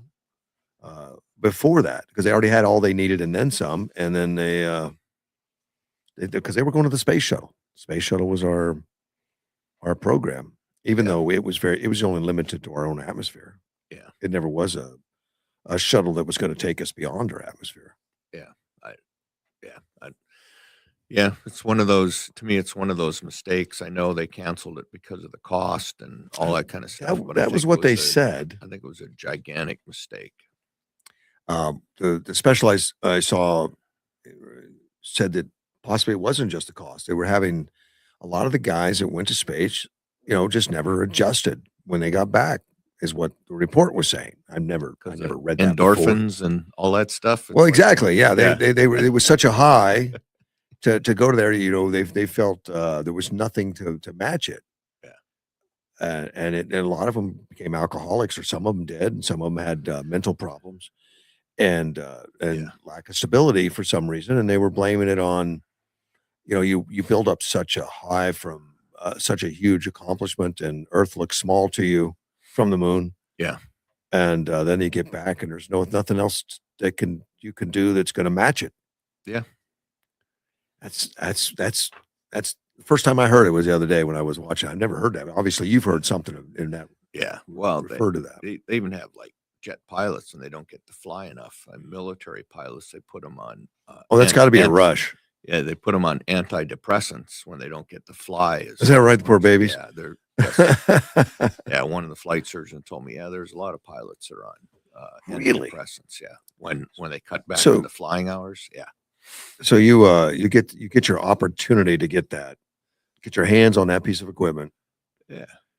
And it's got to be just raw power all around you. Yeah. Yeah. And to give that up. That was the one thing I wanted to do. And I had my flight physical, and I was ready to go in the back seat. And then I ended up, the city needed me to go to work right away. So I didn't get to go. I was Boy, was that a bad move? Yeah, I know. Yeah, I was going to do a back seat in one of the F5s, but that's after you retired? No, it was while I was still on active duty, right at the end after I Okay. already submitted my retirement and stuff. Okay. Yeah. Yep. And you went to the city. Yeah. But they wouldn't have made you a pilot at that point, would they? Oh, no way. No, it's just a chance to fly. Just a backseat ride. Yep. You could do that as a politician. A lot of politicians get those backseat rides. I have to run for office. There you go. Get in there. Yeah. Just run it by Nicole. She'll say, okay. Let me discuss that with her. Not me. I'm not doing it. Will you call the ambulance, please? Yeah. Yeah. She has strong opinions. Yes. She's my baby. Spring break is coming up. I'm sure you're not involved in that either. No, just grandkids. That's it. You got grandkids that are doing spring break? Well, not yet. Yeah, they're coming up. Not spring break down in Florida, but just they're off for spring break. Off for spring break. We'll go to the fair. Yeah, got two college buddies that went down to Florida for What a mess. I mean, it was really a problem. The drunkenness and the rude. A lot of people get themselves in trouble. Panama City, Florida, local officials just approved temporary overnight beach closures as part of the city's spring break safety plan. Yeah. And it's gotten that far. I mean, there's been some tragedies down there. There has. The closure is going to run from March 12th through April 30th. Certain sections of the beach are going to be closed between 10 p.m. and 4 a.m. And that's when bad things happen. Yeah. Is late at night. Well, that gives them time to clean up the beach and pick up the drunks. Right. Get rid of them. It's intended to prevent large crowds from gathering late at night and allowing officers to patrol other areas during the peak tourism period. It's meant to help maintain order while welcoming visitors to the popular Gulf Coast destination. Visitors other than spring breakers. Yeah. I'm sure there's more of that going on. Yeah. City is also enforcing several additional ordinances, including a ban on alcohol on the beach through March and restrictions on alcohol sales between 2 a.m. and 7 a.m. So, they used to have, I didn't think they were 24 hours in Florida, but I guess they were there. Must have been. Violation of the rules result in fines, arrest, jail time. Alabama's also enforcing several restrictions. I guess if you do it in Florida, they migrate to other. Mm-hmm. Well, Alabama used to be dry counties and stuff in Alabama. So apparently they've changed because the spring breakers are looking. Yeah. They've renewed a ban on alcohol on public beaches for the 26th spring break, prohibited the possession of or consumption of alcohol on public beaches from March 1st through April 28th. See, they're screwing it up for everybody. Yeah. Well, that's what happens. That's why we have so many laws, because somebody screws it up, and so they have to make a law to stop it. Yeah. Yeah, and now we have to make laws about surgery mutilating kids' private parts. That's Who would have thought we'd had to make a law about that? yeah. I know. Miami Beach has taken a different approach. They're easing some restrictions. They already had the restrictions in. There's a said the city's working to shift the atmosphere away from the chaotic party scene that once defined the season. We are divorced with spring break. Last 2 years were no fatalities, no shootings, no chaos. Wow, that's an improvement. Spring break is that rough, I guess. Yeah. It gets crazy. So don't let your kids go. There's a lot of kids used to go to Mexico. Are they still doing that? They are, but I mean, I think it's dropped down because Mexico's got so dangerous. But yeah, I think it's decreased. But Mexico still has, happening. yeah, it is dangerous. Yeah. Well, I understand, stopping the alcohol. 2 a.m. is kind of late, but you get the bars to close at 1 a.m. or something like that, but they can still buy their 12 packs and whatever they need for the rest of the night. But if the bars close at 1 and you don't allow it you don't allow alcohol on the beach, the hotels are going to get pummeled. Because they do that. Yeah, they're going to be huge parties around the hotel pools and stuff like that. That's for them to worry about. Yeah. Listener just sent me some gas prices this weekend over at Ela Bend. I drove through Ela Bend, so I stopped for a gas break. Yeah. Supreme, we'll start there, is at $5.20. The plus, $4.60. Regular gas, $4.20. So it's getting noticeable. Yeah, we paid $5.59 in LA on Thursday. Yeah. Yeah. I didn't see it this morning here. It was like 360. Yeah, I saw when we went Probably close north, enough. it was 379. I think we filled up at, but yeah. We need to we need to get the Hormuz under control. Yeah. Yes. It's number one. It is killing us. Yeah. Oh, and the phone lines are open 928-941-0304. It just goes through my cell phone. Oh, okay. Yeah. It's hooked to the board, hopefully. I gotta make sure I have that number. What, my cell phone? I have your cell phone, but That's all that is. That's what I just gave. okay. 928-941-0304. My cell phone's hooked up. We don't have a hard line in here yet. Okay. Eventually we'll get a hard line. Assuming that everything goes through, that we buy the signal back. When I say we, someone else is buying it. I'm just taking credit. Okay. Derek is moving in that direction. It should be pretty cheap since they just shut it down. Well, that's what you think. Yeah. Well, I'm not involved in the negotiations. Yeah. Yeah. Well, Department of Homeland Security, the officials there are calling the citizenship test too soft. oh yeah. Is it? Oh, Now- 100%. I helped somebody do it years ago, Mm-hmm. and I think there were 50 questions to study, but they were pretty simple, like how many senators, how many representatives, Yeah. who was considered the founding father, those, some real simple. Yeah. It needs to be incorporated in the 6th grade to graduate 6th grade. Yeah. Yeah. Well, they're taking a look at it. This Constitutional questions and all that stuff. the director, Joseph Edlow, is looking at it, and he wants to.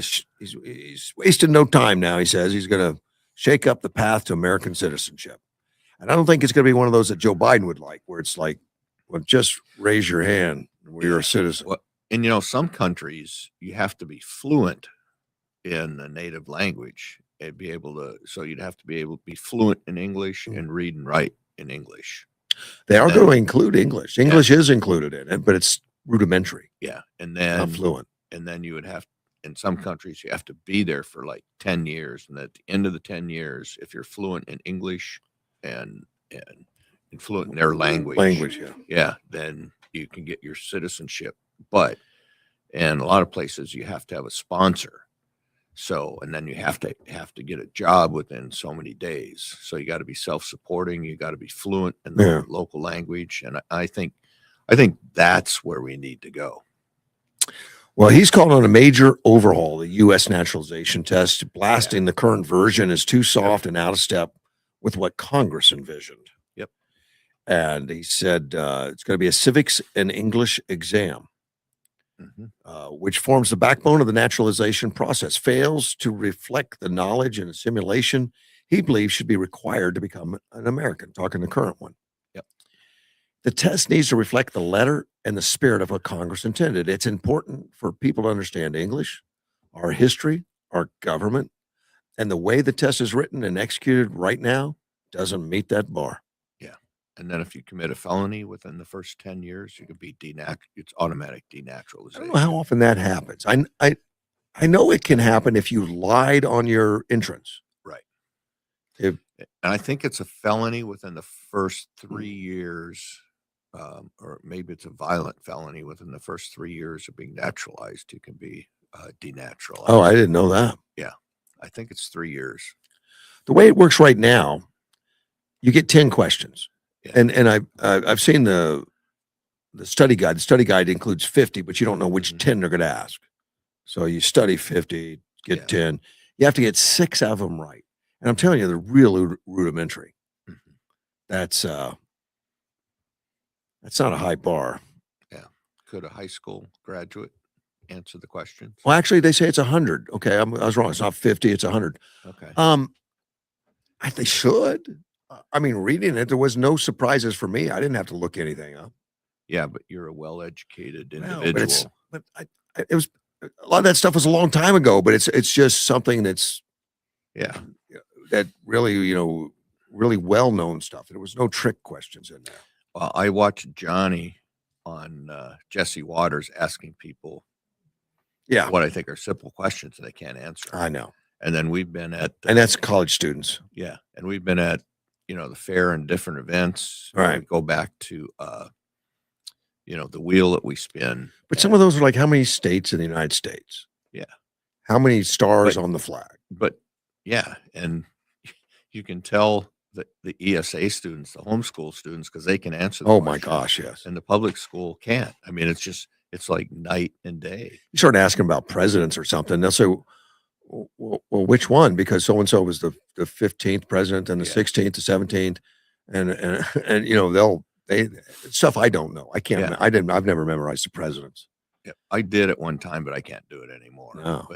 And the states and the capitals and all that stuff, we had to do all that. But Right. I couldn't do the presidents anymore. But Well, and maybe Joseph Edlow wants to get back to where it's going to be a tough study. It's going to be hard. You got to work for it. well, I'm okay. Should. Yeah. He says it's not enough. He wants to test to probe deeper, presenting a broader cross-section of U.S. principles. And for English skills to be evaluated throughout the entire naturalization interview, not just an isolated reading with writing exercises. I want adjudicators to really be listening and talking throughout the interview. Switch up some of the wording to see if the individuals are able to comprehend the questions. That's a better gauge of readiness. Yeah. He's going to make it tough. Well, it definitely needs to be redone. Yeah. Yeah. I mean, a lot of things in life that are worthwhile are tough, like getting a law license. It's not a simple task. Yeah, that's true. Getting a pilot's license is not a simple task. Right. How bad do you want it? Yep. He also wants to work with the H-1B1 visa system. Says that permits United States companies to hire high-skilled foreign workers in specialty fields. The feeling is, he says, companies are going for the high-skilled workers and paying them the lowest level, undercutting U.S. graduate, especially in STEM fields. And I've heard that before. J.D. Vance is working on that too. I mean, he's mentioned it before. He's back in July of 25. Right. He called out Microsoft that laid off 9,000 American workers and then applied for 4,700 H-1B visas and said the Microsoft workers are going to have to train their replacements. Yeah. That's totally, that was crap. Totally wrong. Yep. Yeah. Part of the H-1B is supposed to be able to bring in talent that's not available. Right. Not so you can lay them off. Yeah. Well, J.D. Vance says, I don't want companies to fire 9,000 American workers, then go and say, we can't find workers here in America. That's a BS story. Yeah. Yeah. They can probably put some clause in there where you can't have laid off anybody in a related occupational field in the last 5 years in order to get H-1B visas. Well, Elon Musk said he'd go to war to support the H-1B1 visa program and branded Republican opponents hateful, unrepresented, unrepentant racists.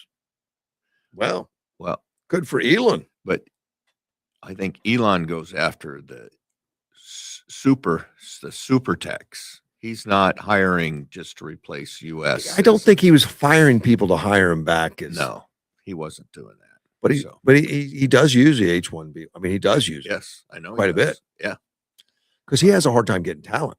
Yeah, and I'll tell you the things I've read in the past that all the engineering students in this, they list 1 and 2, SpaceX or Tesla, SpaceX or Tesla. Yeah, but he's not going to take the bottom of the class.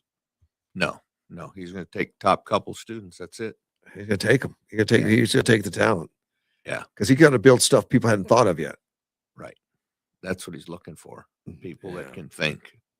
Yeah. Think and imagine and figure out how to do it, get stuff done. He's preparing to revisit the public charge rule, a legal standard that bars green cards for applicants likely to become reliant on public assistance. People that get welfare, people that are leaning on public assistance. Well, 100%. You apply for welfare and you're on welfare for more than 30, 45, 60 days, whatever. I think deport you. Yeah. Yep. And you look at the Somali thing, which is under magnifying glass up there in Minnesota. I forget the numbers. It was in the mid to high 80s. 81% are on social benefits. Welfare. Yep. That's unacceptable. No. And some of them are driving high-end cars on welfare. Yes. They work at the Leering Center. Yeah. They do. Yeah. They're Somali pirates. Yeah. There you go. Well, they're looking to change some of that. And the rule has existed in some form over the century, but was more strictly interpreted during the Trump administration to include certain non-cash benefits like Medicaid or housing aid. And I've read stories in the past about people that make a certain income, like $19,000-$20,000 a year. They qualify for housing aid. They qualifies for Medicare. They qualified for food assistance and so many other things that in income, you'd have to make 70,000 or so in equivalency to cover what they're getting in all their benefits. And there's people that can work that system very well. Yeah. Well, obviously, as we found out, right? And it's not just Minnesota is like right at the front. It's just Minnesota is fraud central, but I don't think Ohio or New York or California are much behind. Probably not, but they haven't. Well, it's a lot of these are federal programs. Yeah, but the states oversee the program. And I know when a lot of this Somali stuff come up, then the feds were asking states for more records, and places like California refused to send the records. It's none of your business, right? But it's federal money. Yeah, and speaking of California, I believe, is it Nick Surley? Yeah, he's going to release the California information here shortly. Has he been doing stuff in California? Yes. And of course, that's the guy that famously found the Leering Center. Although it was never his work to begin with. Yeah. He had a tutor, a guy that had been working to expose the fraud, a whistleblower for a long time, many years. Yeah. He's been up there screaming, nobody's listening to him. Well, Nick went out and said, well, I do video. Will you help me? Yeah. And so Nick taped it all, and it was all his research that Nick went by to go find the places to take pictures of them and all that kind of stuff. Yeah. See, 37 autistic learning centers in one building or something like that. It was the amount of money that we've spent on autism has escalated hugely, and we probably don't have a worse problem. No, we just got fraudsters. Yeah. Yeah, they were talking how many millions of dollars flew out of Minneapolis-St. Paul Airport. And Minneapolis-St. Paul Airport, I would say 80% of the workers are Somali. No way. Oh, yeah.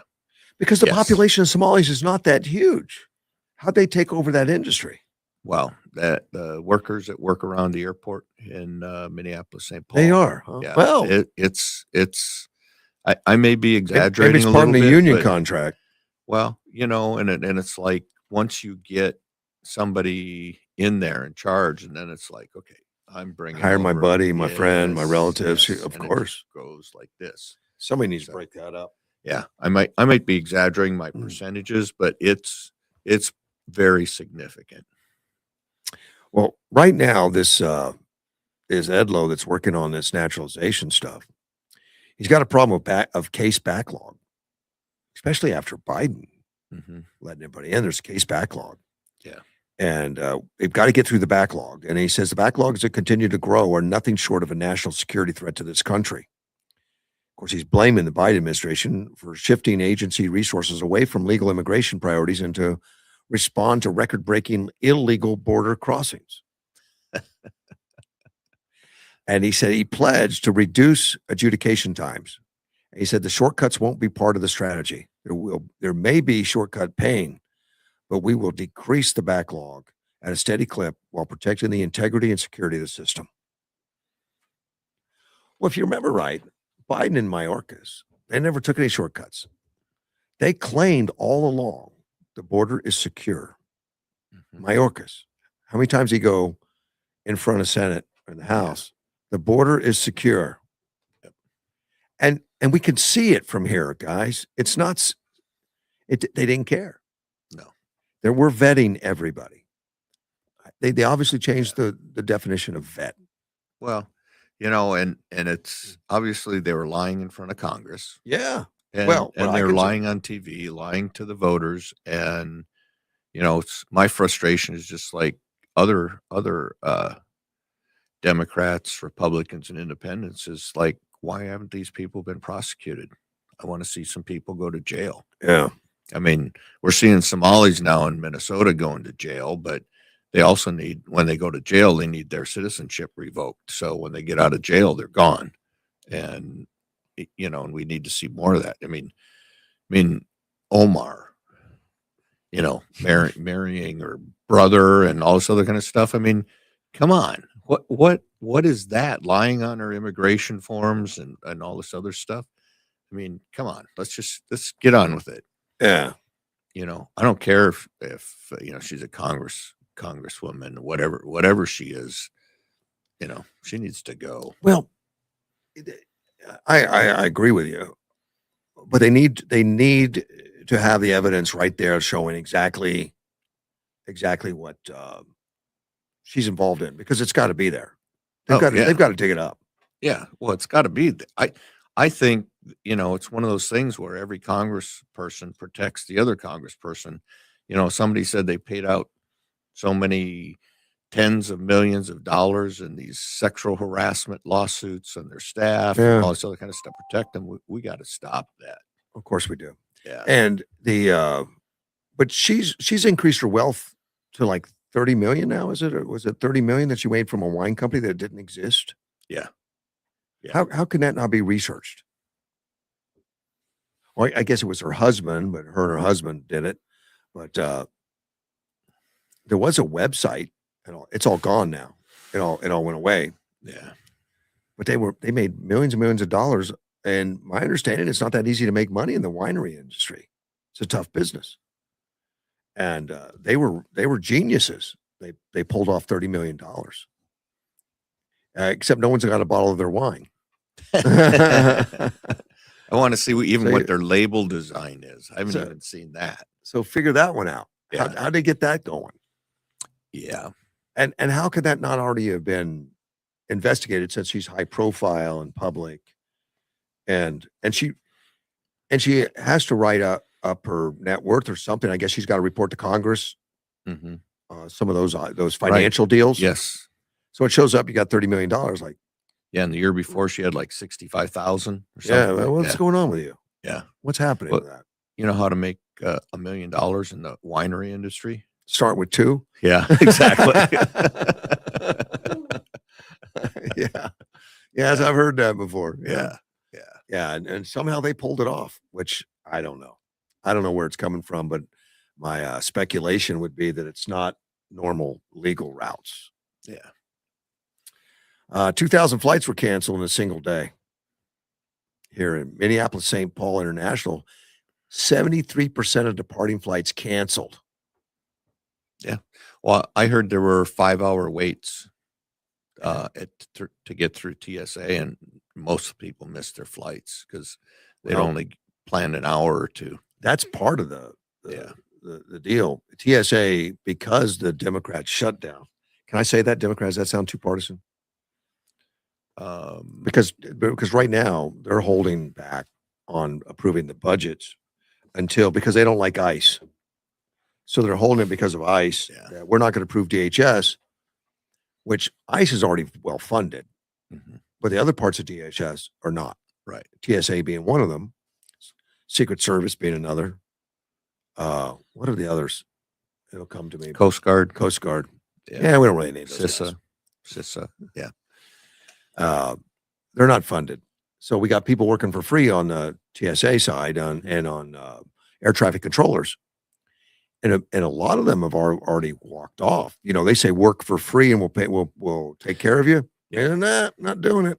Yeah. Well, first of all, they're not hugely paid. I mean, they're making, I think, something around $18-20 an hour or something like that. Well, not the air traffic control. You mean the The TSA? TSA. Yeah. Yeah. Air traffic. They're a little more specialized. Yeah, they're like in the 120,000. Yeah, that's a more pretty year. solid job right Yes, it is. there. It's high pressure, Yes. and you better not be a DEI hire. We're counting on that.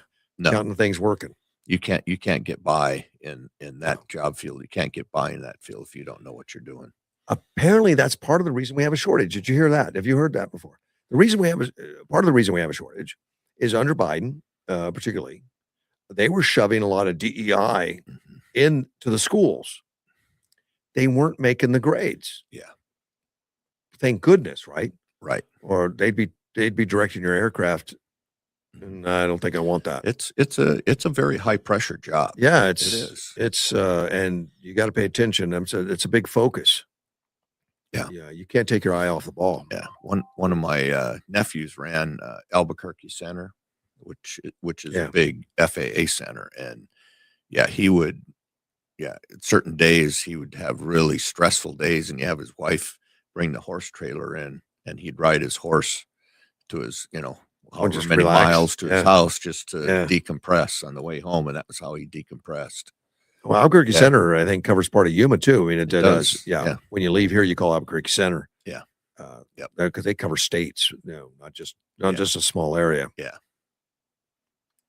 Well, according to the data from Flight Aware U.S. flight cancellations, roughly 78% of all canceled flights worldwide is us, Mhm. with at least 2,216 flights grounded out of roughly 2,842 global cancellations. Yeah. So we don't have our stuff together. Some of this is weather, though. The weather. Well, now, Minnesota, Michigan, Wisconsin, they basically have a whiteout. It's Yeah. snowing. They got a couple feet of snow and 50-mile-an-hour winds.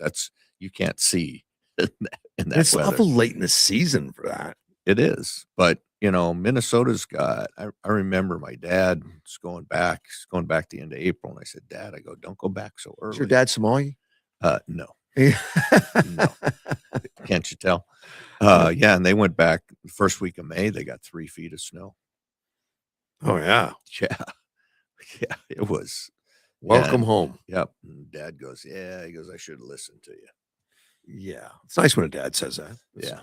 I'm not going to say it to my boy anytime soon. Chicago O'Hare, same thing. Yep. Reported 790 flights affected. 27% of the departing flights have been canceled. For anybody that's been flying around now, if you're going to any airport, Mhm. 4 hours early now, they're saying in a lot of places. Oh, they're saying now. Well, some of the lines are 5 hours long. Are they? It depends upon the airport you're going to. Yeah. And you can go to the website to check to see, Mhm. but they're not putting it on the website anymore because they don't have anyone running the website. Yeah. The website's frozen. I know from whenever the last time they made an entry. Yeah. So they're not being updated. Yep. So in fact, they made a recommendation on the website that you should call your airline. Yeah. And they may be able to help you. Yeah. on some of the recommendations. Yeah. 29% of the incoming flights were also scrapped out of Chicago. I guess they don't come. 839 flights, both incoming and outgoing, have been delayed with average wait times at 82 minutes.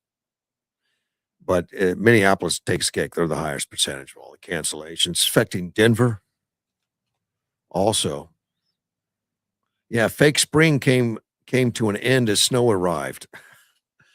I guess we even had fake spring. Airlines have canceled more than 450 flights, and that's Chicago. Yeah.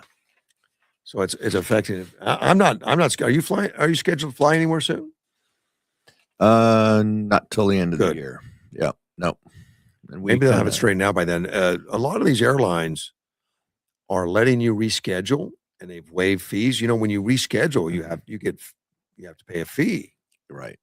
$150, I think it is, something like that. But Well, they usually charge you a fee for that, and they don't guarantee the same fare even. right.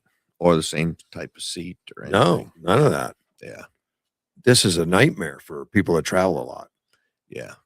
Well, I was traveling a lot before, and when they were having to reschedule all the time, it was a nightmare. Yeah. Between trying to do something on an app and trying to call, when everybody else is trying to call, and I usually could get it done on an app, on my app on my phone, but it was hard not knowing what flights were going and which ones were on hold. Carl Kaiser called me. Yeah. I didn't answer. Uh-oh, you better call him. I could try that. We'll see what happens. Oh, it's working. There you go. See, I'm tied in. See, you had the volume all the way down. That was probably it. Well, couldn't hear it ringing. Normally I see it flash. Oh, okay. Yeah, I just look for it. I keep the volume Hey, down. good morning, Russ. Hey, I Carl. saw you called, so I just figured I'd call you back, Carl. How are you, man? Yeah, well, I'm doing great.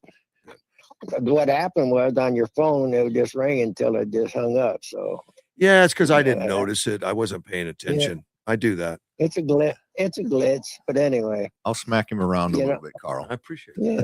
Well, no, he does too good a job. So do you. Okay. Thanks, Carl. You made the show really very informative today. Oh, thanks. Oh, thanks for that, Carl. Yeah. Well, Russ, you stop it. You have people will come in and help you with your show that do a very good job. You can look at it that way. I only too, bring people in smarter than me, buddy. That's what I need. Well, I'll be in the morning, sir. Thank you. But Man. it was really interesting. Greg, you were using technology on the war going on that people aren't really used to hearing. So it's kind of interesting to listen to you talk about it. So, and my 2 cents was today was being for people that will go help Michelle Pena get on the ballot. So, in my opinion, she is. Yeah, there's people she's the taking most signatures important- right now. Yeah. Yes, she is the most important person on the ballot, in my opinion. Well, you're allowed to have that opinion. You can do that. Yeah, well, thank you. But if we do not support Michelle Pena, we're gonna turn Arizona blue, and that's exactly what's trying to happen.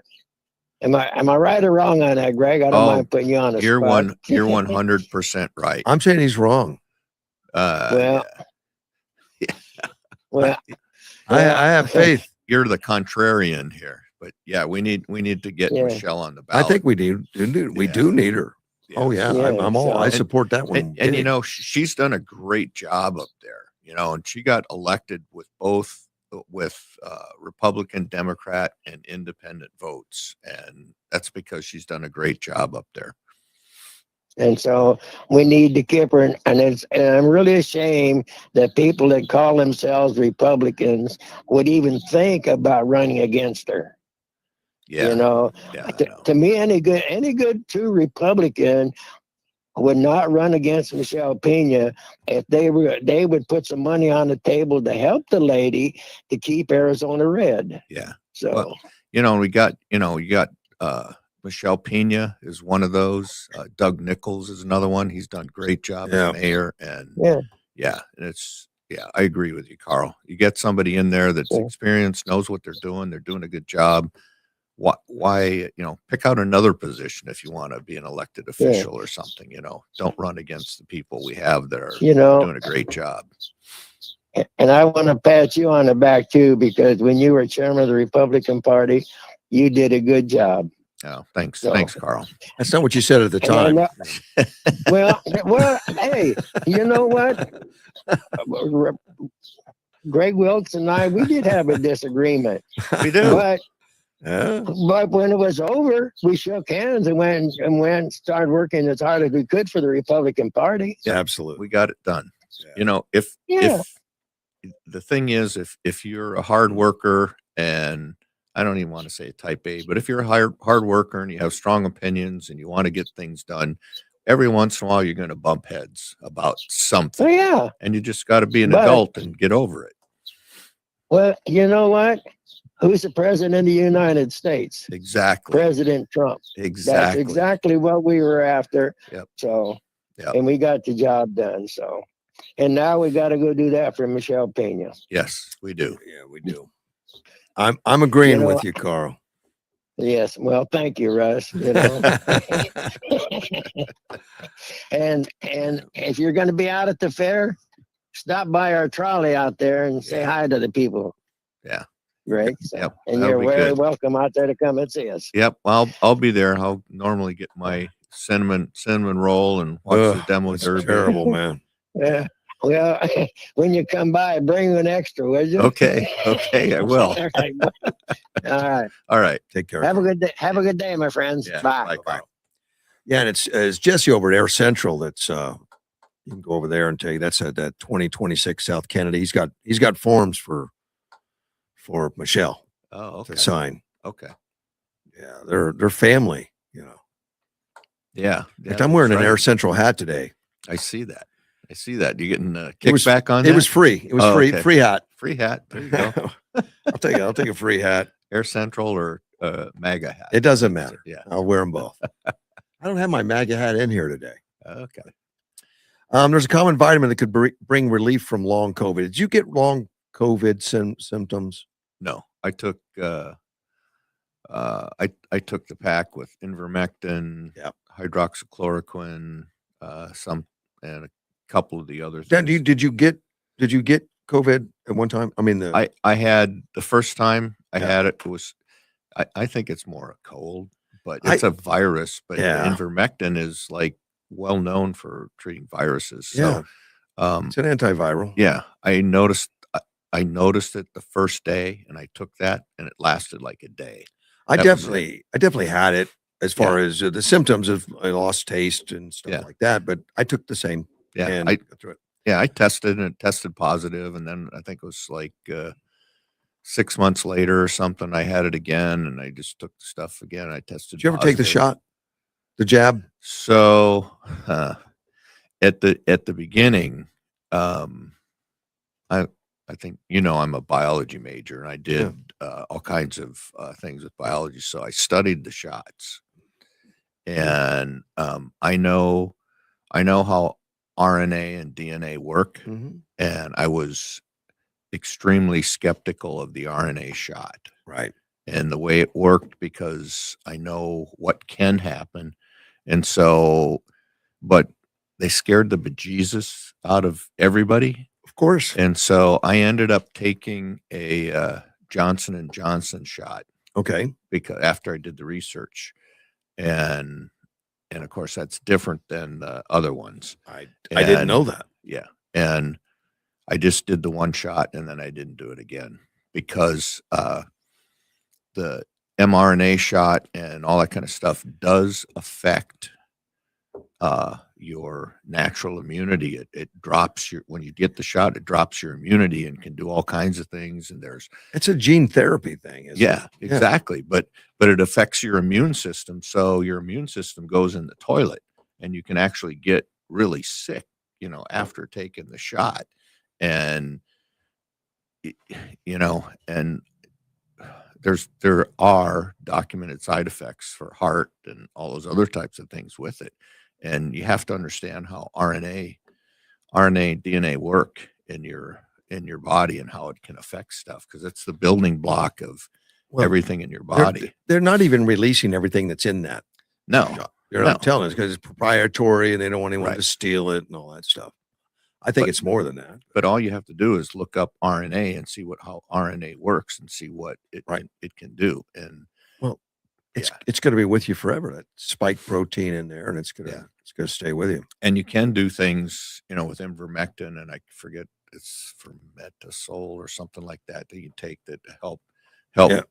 kill that. But It's- and that people are marketing it all over the place now as kind of as a cure to take in. Yeah, but it's still something you have, a prescription for ivermectin. Yeah. And for hydroxychloroquine. Uh-huh. That's also antiviral. But in Mexico, you can get it. Yeah, I got some there, and then I Yeah. also found an online doctor that sent it to me. Some people took the horse stuff, the stuff for veterinarians. Yeah.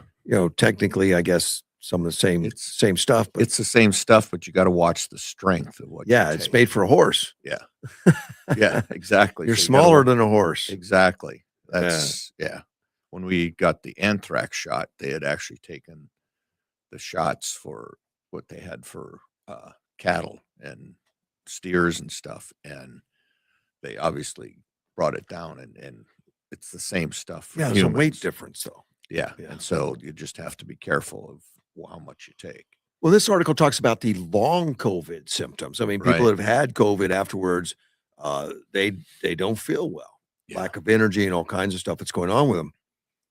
And they did a study on a vitamin D supplement to find out, and it made a difference. That was one of the things you take, because what would happen with COVID is your vitamin D in your body would go down to 0. And Oh, really? yeah, and Well- vitamin D is one of the things that helps you fight off infections and all Well, that kind of as stuff. Our population Yeah. is lacking vitamin D. Yeah. And there's vitamin D deficiencies in us Right. already. Right. But they did some randomized clinic trials and all that 4 weeks with people with placebos and all that. And they found out that a lot of those symptoms were corrected by taking the vitamin D. Yeah, and that's when I did the ivermectin and all that stuff. I took 5,000 milligrams of vitamin D, which is a mega dose. I did that every day. And then there's also zinc. Right. And when you take zinc, you also have to take quercetin, because that helps get the zinc into your It's not body. readily absorbed. It's not easily Yes. absorbed. Exactly. Absolutely. Yep. So, and this is a new study, and they're looking at it more. I don't think it matters whether you have a long COVID or not. Vitamin D deficiency is a problem. Yes, it is. You should be looking at that. Yeah, and part of your annual physical, when you go get your annual physical, which you should do, make sure they do lab work and check out your vitamin D levels and if you're a man, a PSA and all that kind of stuff. But Well, yeah, my vitamin pay D- attention. My vitamin D was low, Mhm. so they put me on like 10,000, but not the K2, the other part of it that's absorb it. But even taking that, I didn't go up very high. The vitamin D with K2 is the one you should. That's one you should be taking. Yeah. But the one they gave me originally didn't have the K2. Oh, that's But it was a higher concentration. So right. I was watching some stuff on videos from other doctors that were working with vitamin D, and one of them, Dr. Boz, Mhm. she was trying to help her dad, Mhm. and her dad she put him on the 10,000 units, and couldn't get his vitamin D up, so his body just wasn't absorbing it. So she took him to a tanning spa. Okay. I mean, Which- no problem, got it done. Yeah. Sunlight. Those Yeah. sunlight in your skin, is I don't think you can get Generate you vitamin can't get a D. prescription for tanning spas. I don't know. Oh, Yeah. in fact, But- most people don't recommend it. In fact, I just went to a dermatologist. There's a new dermatologist, Gemini, I think's the name of it. And Mhm. I called him. My wife said, "There's something on your back. I think you should have a dermatologist look at." And so I tried to blow her off. Maybe, I don't know. I said, "We'll get that taken care of, someday."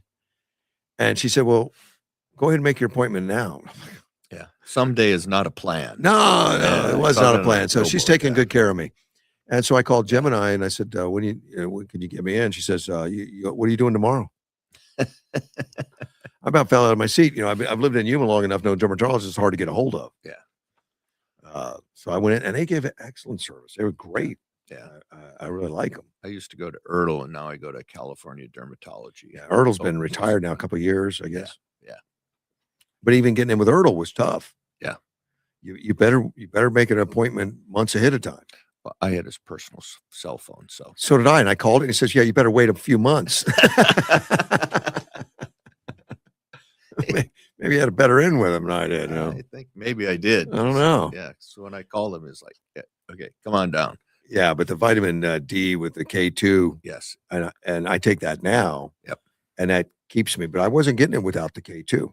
Well, yeah, you have to take the K2 because it's just But like quercetin and zinc. That's what But they didn't. quercetin allows it to absorb. But they didn't always prescribe that I way. know. I mean, they didn't. They just gave you a higher dose of Yeah. vitamin D3, and it wasn't working for me. Yeah. And when you buy it online or whatever, Amazon or whatever you do locally, they just want you to spend money. They don't tell you that Yeah. you need to get it with the K2. But I think more and more people are talking about that now. I think it's been more, more information out there. People are aware of that. They're starting to get the K2 in there. Well, if they listen to the show, Well, listening's one thing. Like I listen to my wife. I'd say you got to do more than that. yeah. She makes sure I do. Like I said, Yeah. she takes care of me. I have the same. Yeah. My wife too. She takes Uh, care of me. Bridget Bean is a former director of the Cybersecurity and Infrastructure Security Agency, Yes. CISA.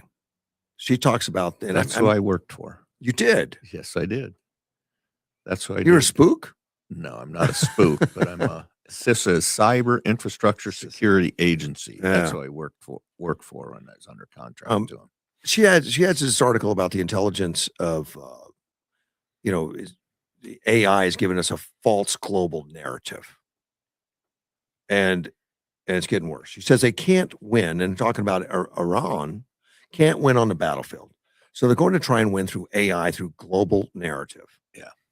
How's that help them when they have all their planes blown up? The global, I mean, AI saying I have a plane is not going to be much of a help. I know there's public opinion, but Well, they can't beat us head to head. Right. And they can't.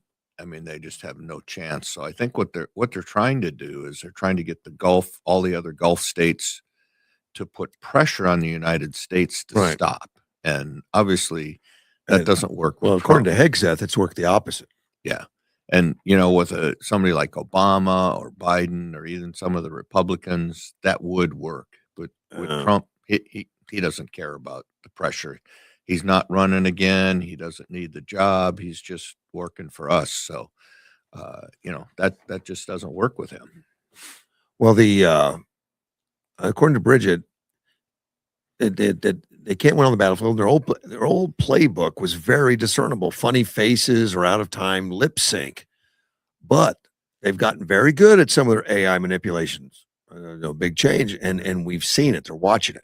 Yeah. And they used to put stuff out that looked like your kindergartner put it out. Yeah. Not good, but apparently they're better. He says their goal is to weaken our will, our resolve, and to really push a narrative that is not true. So with IP addresses, we should be able to find them, narrow it down and target them. You would think so. I would think so.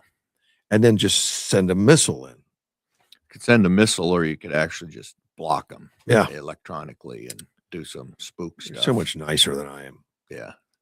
Iran published AI altered images of the new supreme leader. And I don't know if you noticed that. Mojtaba Khamenei. But no one's seen him. Cardboard cutout. Yeah. Did you see that? The cardboard cutout? Now, that wasn't really AI. That was just stupid. Well, as you know, they're saying that he was hurt in that other bombing and he's disfigured or lost a leg. Yeah, Trump said he lost a leg. Yeah. And now they're even saying that he might be dead. Yeah, he did. He come out and said did. But they said no. He's put out messages. Yeah, that other people read. Yeah, not his voice. Yeah. Well, they could use AI to make his voice if they have some could. recordings or something. But they could. Maybe they don't have that yet. It said the regime is taking real pictures, real videos, and adding just a touch of AI. So AI isn't always the whole picture. Sometimes they'll just insert something. Well, like you can take a picture of somebody and then you can use AI to animate it. Or change the And- face of one person. Yes. And that's what Yeah. they've done with this this new Ayatollah is, and they showed it the other day on one of the news shows I was watching, where they showed like 4 different pictures that he was in, and it was the exact same face, Mhm. same expression, same Yeah, everything. yeah. It was pretty shoddy. Yeah. I could see it. So Yes. it wasn't that good. Yeah. My wife's really good at spotting that. I'm so. I mean, when they were Wait, still, it was your job. You were in the agency. yeah, but yeah, that was, back a year ago, it was easy to spot. He said, Now it's getting harder and harder. Bridget says what we're seeing is not surprising. They've played the exact same playbook since June of 25 during the 12-day war. They did this, and it really was the first time for a global conflict where the AI generated disinformation outpaced traditional propaganda. But our news crews falls for it. Oh, yeah, but I mean, you would think those guys would be a little better. well, yeah.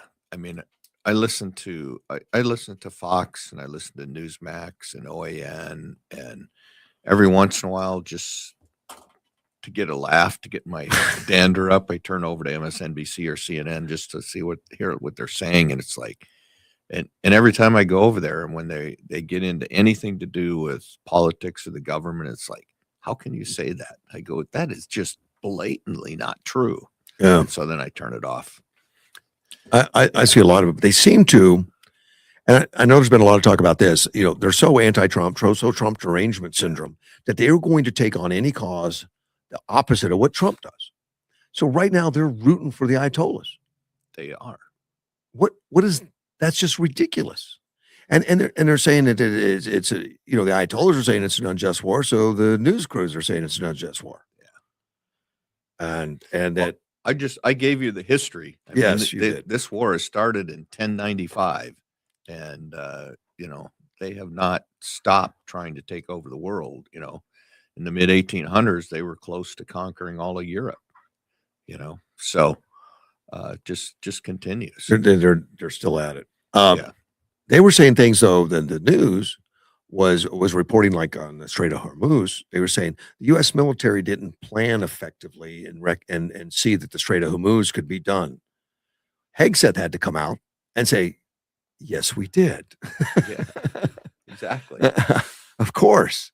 Yeah. But the news crews, right? And I'm talking some of the basic mainstream media have been, I guess, reading the minds, and Hegseth and others are saying, "Look, these news crews aren't even contacting us, asking us about this stuff, and they're just coming out with these blatant false statements." Our own crews, because there's such Trump derangement syndrome, Right. that they've got to be in favor of the Houthis and Hezbollah and all the others and the poor Ayatollahs. And they never mentioned the atrocities of recently killing 30 to 40,000 protesters in Iran, their own people. Yeah. And most people, if you haven't been over there, how brutal these people are. They, killing children, torturing children, the things that we saw and stuff, that they're horrible. Life does not mean anything to them. Was it like that under the Shah? No. Okay. And I know I will say he did have a heavy hand. Yeah. But I don't remember torturing and all of the other kind of stuff. I mean, well, let's see. And there was a question: is it wasn't Iran a police state under the Shah? Had friends working back there in the 70s. They told me it was bad for populace. People would be tortured and also disappear under the Shah. And maybe I don't know. But I know he did a lot of things to try to keep himself in power, that kind of stuff. But just visually, when you see, the economy at the time, the people, it looked just like a beach town in California. Yeah, exactly. It was a very modern society, and Yeah. So I Yeah. guess maybe some of those things, and then you got to think about, well, did he go after these ayatollahs and Maybe. imams and stuff? Is that who he did? Because maybe that was justified. I don't know. I don't want to justify everything, but No. maybe that was justified in going after some of those people. Well, like you said, it's part of that is the culture of that nation or whatever. Yeah. Which is not good. Right. The some rules in California are questioned right now. I think all the Only rules a few? I think the rules in California should all be questioned. Yeah. Well, right now there's a convicted child predator, and that Yeah. has admitted that he's still sexually attracted to young girls. He pleaded not guilty Monday to a sexual charge and all that kind of stuff. He's 64 years old, David Allen Funston. He's pleaded not guilty and of lascivious acts with a child under the age of 14 in 1996 and some other things. Now he's being held without bail since February 26 after his attorney withdrew request. Well, now he's been scheduled for release because California's elderly parole program. Yes. I didn't know they had such a thing. Yeah, they do. And they have a board that's appointed by Newsom. And Newsom approved the law, signed the law. And now he's trying to take the whatever that, no, I didn't do this. I'm not doing this. But apparently he's this guy's admitted that he's still attracted sexually to young girls. And they're saying, well, you're over 50.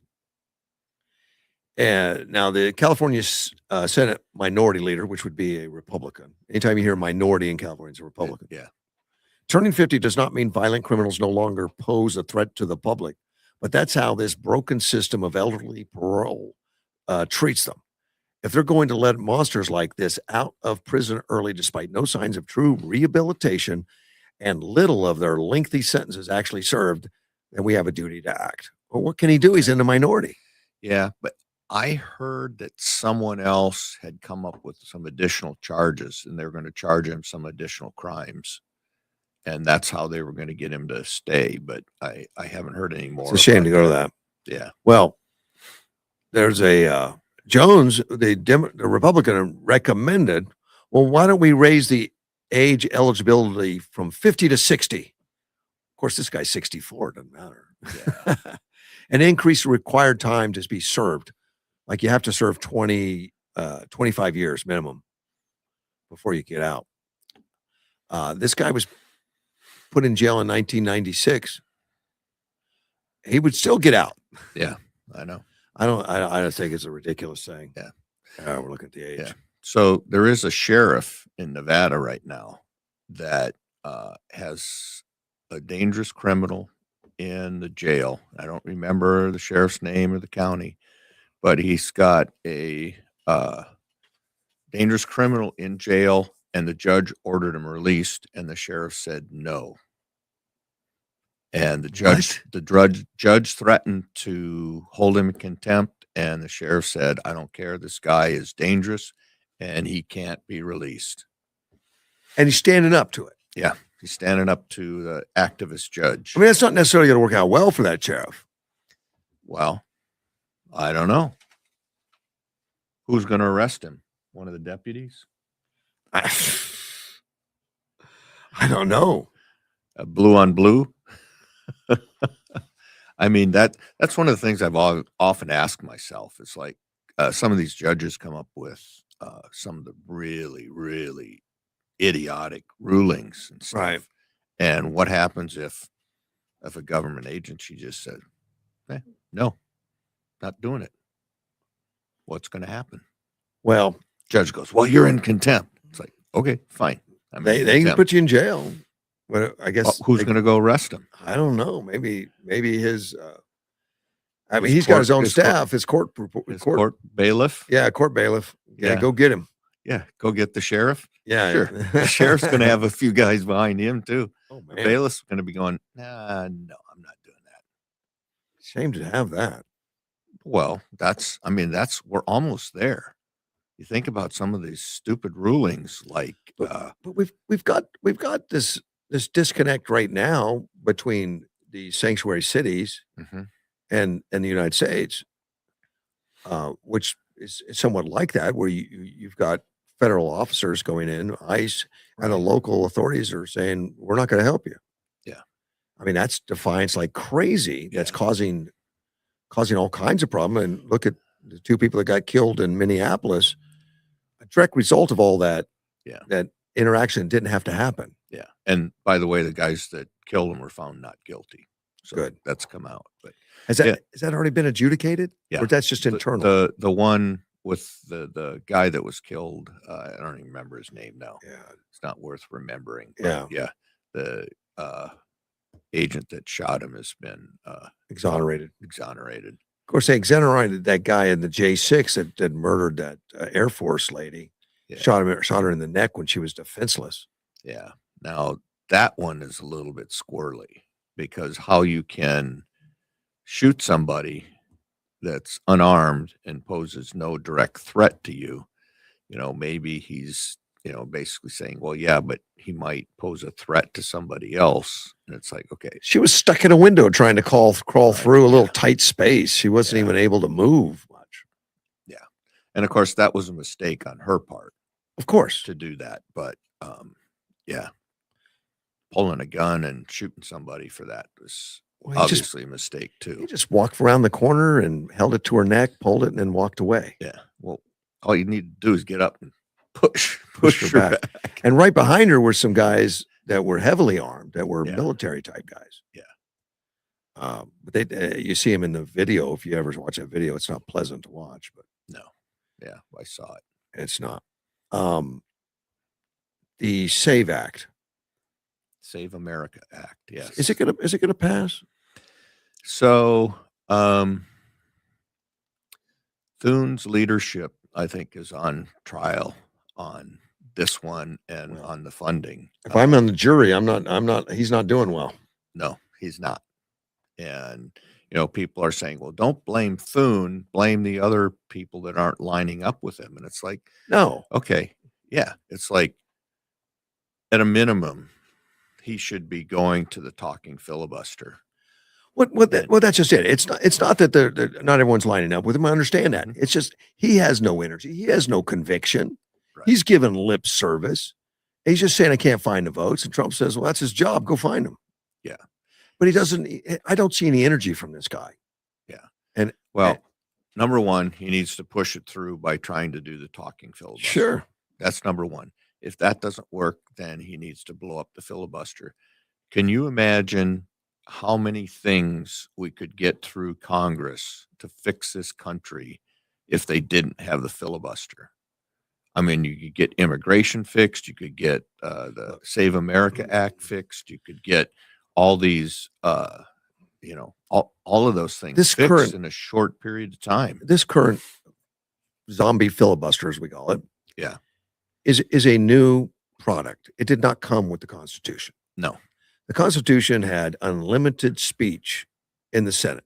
Mhm. And some senators care enough about a subject that's getting stonewalled to not give up the floor and keep talking. Yep. And that takes a lot of commitment. Yeah. Because you can't leave. Mhm. But they decided they didn't want to do that anymore because it took them past dinner hour. And they say, just announce that it's a filibuster and that you're going to do it. And then we can move on with other business. So now they just ignore anything that somebody jumps up and says, I'm declaring filibuster, whatever the process is, and they go home. And I saw a chart the other day that this zombie filibuster hasn't been into effect all that many years. I don't know, a decade or two. Yeah. But when it was first being used, it was really low. It wasn't used very often. It was a real low. Mhm. Now it's up to 300 times. It used to be single digits, double digits or something, but now it's 300 times. Well, it's and become a ridiculous weapon where Yeah. it just shuts down. Yeah. And I think, our country obviously is more divided than it's ever been. Probably. And, Thune has not dealt with that. No. And he has to, because, we could get the government back open in a minute. Yeah. The government be back open in a minute. The agencies would be funded. You get all these other things passed, and all the other deals that are working on that they haven't even started talking about. They get them all done. They get them done in a month. Of course, remember the Democrats tried to do away with the filibuster. Yeah, and I don't remember what the issue was at hand. Do you? I think they wanted to pack the court. Is that what it was? They wanted to pack the court, and there was a couple other things that they were not happy with. And of course, our senator stopped it. Right. And she was a Democrat. She lost her job. She did. And she left the Democratic Party too. Yeah. She became Well, and an independent. I was not in favor of getting rid of the filibuster. Mhm. But I guess I didn't really do the research on how old it was and all that. Yeah. The thing that would still exist would be the talking filibuster that they've named it, but that's just the rules. The rules are unlimited talk. Right. That's not going away. There would still be unlimited talk. Yep. This new thing they stuck in because they didn't like, certain senators jumping up talking too long and ruining their dinners. Well, they're lazy. Yeah, maybe. They're lazy, just laziness. Well, and Thune has come out and said that we can't eliminate the filibuster or do the talking filibuster because that would lock up the Senate and they couldn't get all the big important bills like the agriculture bills and other things going through. But if we don't have a country, what difference does it make if you pass those bills? Yeah. And, I am not sure if we don't have voter ID in the next election, what it's going to be like. Yeah, because be a free for all. they just proved in Minnesota that illegals are voting. Yeah. Because they issued one of the Democrat elections people went through the whole thing after being questioned and basically showed how illegals are voting in Minnesota. And it was just cut and dried. And they don't want to release their voting records because they show that all kinds of illegals voted.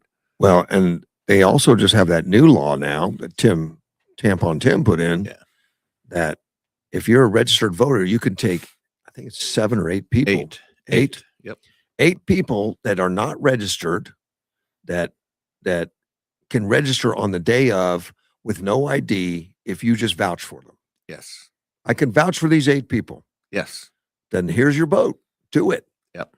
Exactly. They don't even have to have like a utility bill or Nothing anything like that. Nothing. Just a name. Yeah. And then they go to the next precinct or the next voting They center. can do as much as they want. And they vote again with somebody else vouching. Buddy, we for need to them go up under there a different name. We need to go up there and flood them so that they get like 6 million votes in an area that has 4 million people. Yeah. It's a joke. It is. It's taken away any integrity and any chance of having an honest election. See, but we wouldn't do that because we would get caught and, we go to jail. But if you're the alarms would go Somali- off as soon as you walked in. Yeah. But they have some white detection, whatever. But if you're Somali, nobody would dare question because they just call you a racist. Well, that came up a lot when people were trying to explain how the Somalis were able to do all this. Mhm. Because you don't want to be called a racist. Yeah, exactly. That's exactly it. Yeah. They're trying to get Trump's Trump has taken away their protection. There's some kind of protection they've got on them. Temporary, whatever it is, something. Yeah. Protected status. They get a protected status of some kind. Yeah. But and that's been down there since the 1990s. Yeah, and he revoked it. He revoked it, and now it's going to the court, to lawsuits. Well, you can't revoke it. You're just doing it because you're a racist, because you said Somalis are pirates and Somalis are bad people, and I'm just wondering where that's going to go. I don't know. I hope it doesn't have some judge. I think it's already been upheld. Has it? Other cases, but I guess they're going to try this case too and not use the precedents. I don't know. So that's the key. The key word is temporary. It is temporary. Yeah. But what does that mean, temporary? It means just that, I would think. A short period of time. Yeah. Yeah, they keep extending it, I guess. Yeah. So you think the Senate's going to pass the SAVE Act? I think the pressure's been building. I think I don't know if it's enough. It's going to be interesting. I, I think I think they're close to a path. 80% of the people in the United States want it. It's Yeah. just the elected leaders. I think they're close to a path of blowing up the filibuster, but I think Thune will have to be fired before that. I think so. happens. And then He's begrudgingly started to look like he's going to do something. Yeah. But he had to read the report even. He was just not energetic. yeah, and and the other thing that they're trying to tell these stories about, like if you're married and you don't have your birth certificate and your married name and all this kind of stuff. But Scott Pressler did a good job of explaining the bill. And Scott Pressler's not even a representative. I mean, No. he's an activist, great guy. Yeah. So anyway, he explained the bill that if you're on the rolls, you're on the rolls. Right. They're talking about new. Yeah. And if you get married and you do change your name, well, you got to change your social security card. You got to change your driver's license. You got Anyway. to do all that. And so you have all that. Right. And I know it was a hearing, I think it was a Senate hearing on just that, where the Democrat, and I don't remember his name, where it was spouting off all the stuff you just mentioned. Like, well, if you're married, you won't be able to roll. You'll get up there and they'll say, I'm sorry, you can't because this isn't your name anymore. And you won't be able to vote. He was giving all these sad stories. Well, Senator Bill Lee got up and says, well, I've got good news for you. All those things you just mentioned are already in the bill that we can take care of them. So you got to be happy about that. And I'm sure you're ready to help us and vote for it at this point if those are your issues, because they don't exist. Yeah, they're all in the bill. Right. Yeah. I don't think he was impressed. Well, the Democrat. That's not what it was about. It's just about. But we got the entire Democratic Party, less one, that is going to vote against the will of their own voters. Mm-hmm. So, and that's what everybody needs to know in the next election, that if you don't vote, you're voting in a Democrat. But if the Democrats get their way, they won't need to vote. It's going to be done for you. Well, yeah. It has opened itself to so much fraud, to so much. It's opened it. I'm not saying they've done it all. That's true. It's all available. Yeah. In Arizona, we've had some fraud. I don't think as much as some of the other places. Well, we'll find out some more, because they just took the FBI just took all the ballots, and the left is going nuts over it. Yeah. And really, the ballots, they didn't take those because those have been destroyed. Did you know that? They've been destroyed. But we did that audit. That we audited the paper. We didn't audit where it came from. We just audited the paper. In other words, we didn't audit whether or not it was legal. Well, the audit showed that the paper was counted correctly, I guess. Yeah. But when doing that, they actually took physical pictures of front and back of every single ballot. That was still available, even though they had destroyed the originals. We still have every record. And that's what they went and got. And that's what drove the left crazy, because they destroyed it all, which they're allowed to after so many years. They just generally don't. Right. They get around to it maybe, but they don't. Yeah. Well, now they've got it, and the left has gone a little nuts over it. Yeah. Well, my understanding, there were a couple thousand mail-in ballots that were returned that were actually never mailed out. I saw some numbers about that. Oh, yeah. But well, I think there's been a lot of signatures like didn't exist for sure. Yeah. Which is against all the rules. But they're blaming, we did it for COVID or something. Well, that's just ridiculous. Break all those rules. Yeah. You get a ballot back with no signature on it or something like that. It's like, okay, well. Have you seen the Melania movie yet? I have. Was it worth it? It was a very interesting documentary. It's her views on everything. Well, it got good reviews as far as Rotten Tomato and all that stuff. Yeah. And it's on Prime now.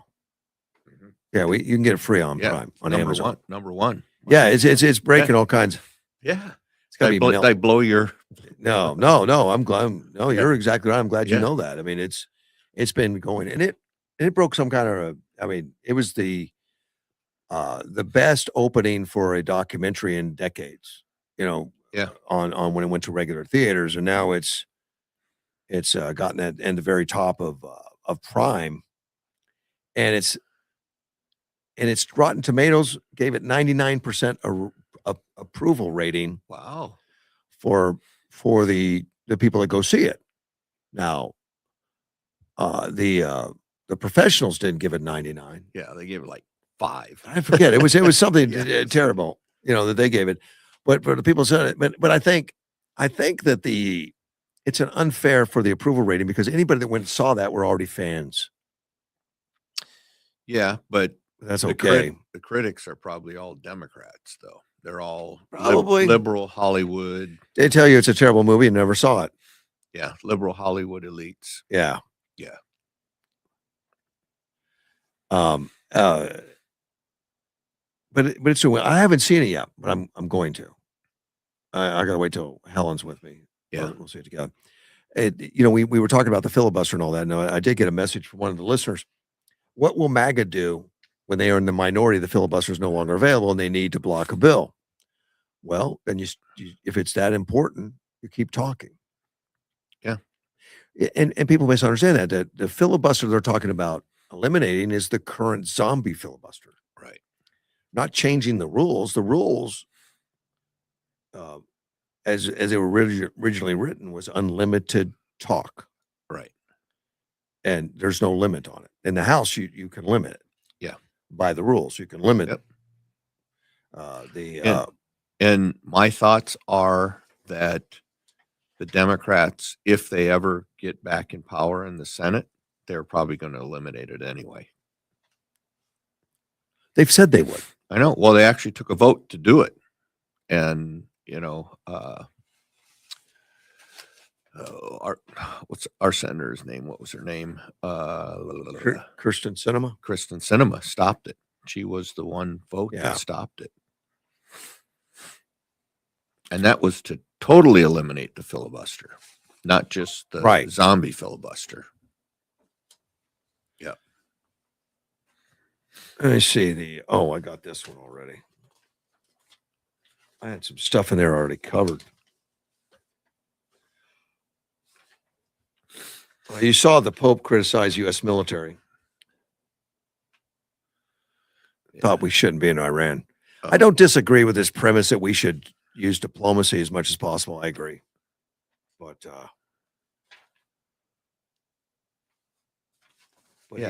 I think we did use diplomacy. Yes, of course. Yeah. Of course. Yeah. Let me see here. Papa John's closing 200 locations this year. I don't know whatever happened to Papa John's. Remember the guy that founded it? Yeah. Something happened to him. They pushed him out. I don't remember exactly, but was it like Peyton Manning or Shaq or something was Papa John's spokesman there? Oh, they had some popular. They were like one of the most rapid going nuts. Yep. I don't see much on them anymore, commercials or anything. So they're closing 200 locations. They said we've identified approximately 300 underperforming restaurants across North America that are not meeting brand expectation or lack a clear path to substantial financial improvement, as well as locations we can effectively transfer sales to in a nearby restaurant. Yeah. So they're being, different management, different stuff. So they're closing stuff at a time. I mean, Pizza Hut's gone through the same thing. I don't know what this is, an attack on pizzas. People aren't buying it. Health food. People aren't buying it. Pizzas can be healthy. Yeah. Well, there's a number of different pizza places that are all pretty good. And I don't know what's killing them. Is it Uber? Because it used to be pizzas were traditionally always delivered. Yes. And then all of a sudden any restaurant could be delivered. Not just pizzas. And I'm wondering if that's what's killing the pizza business.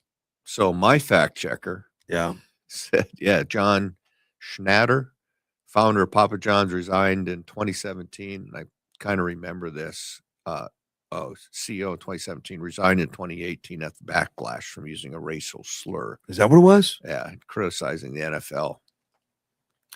Yeah. So he resigned then, and it seemed like Papa John's went downhill after that. As far as popularity, I don't know about product. Yeah. As He's- popularity, yeah, but it he's- wouldn't be a good time to be in the pizza business, I don't think, from the Yeah. sound of it. Yeah. He said he sold his shares, and he's been a critic of the brand management. Well, he was a different kind of guy. He was a guy that, if I remember right, seeing some of the commercials and some of the stuff, he never walked. He always ran. Yeah. When he got out of his car, he ran into the store, he ran around, setting an example. Is that like always riding a bicycle? I don't know.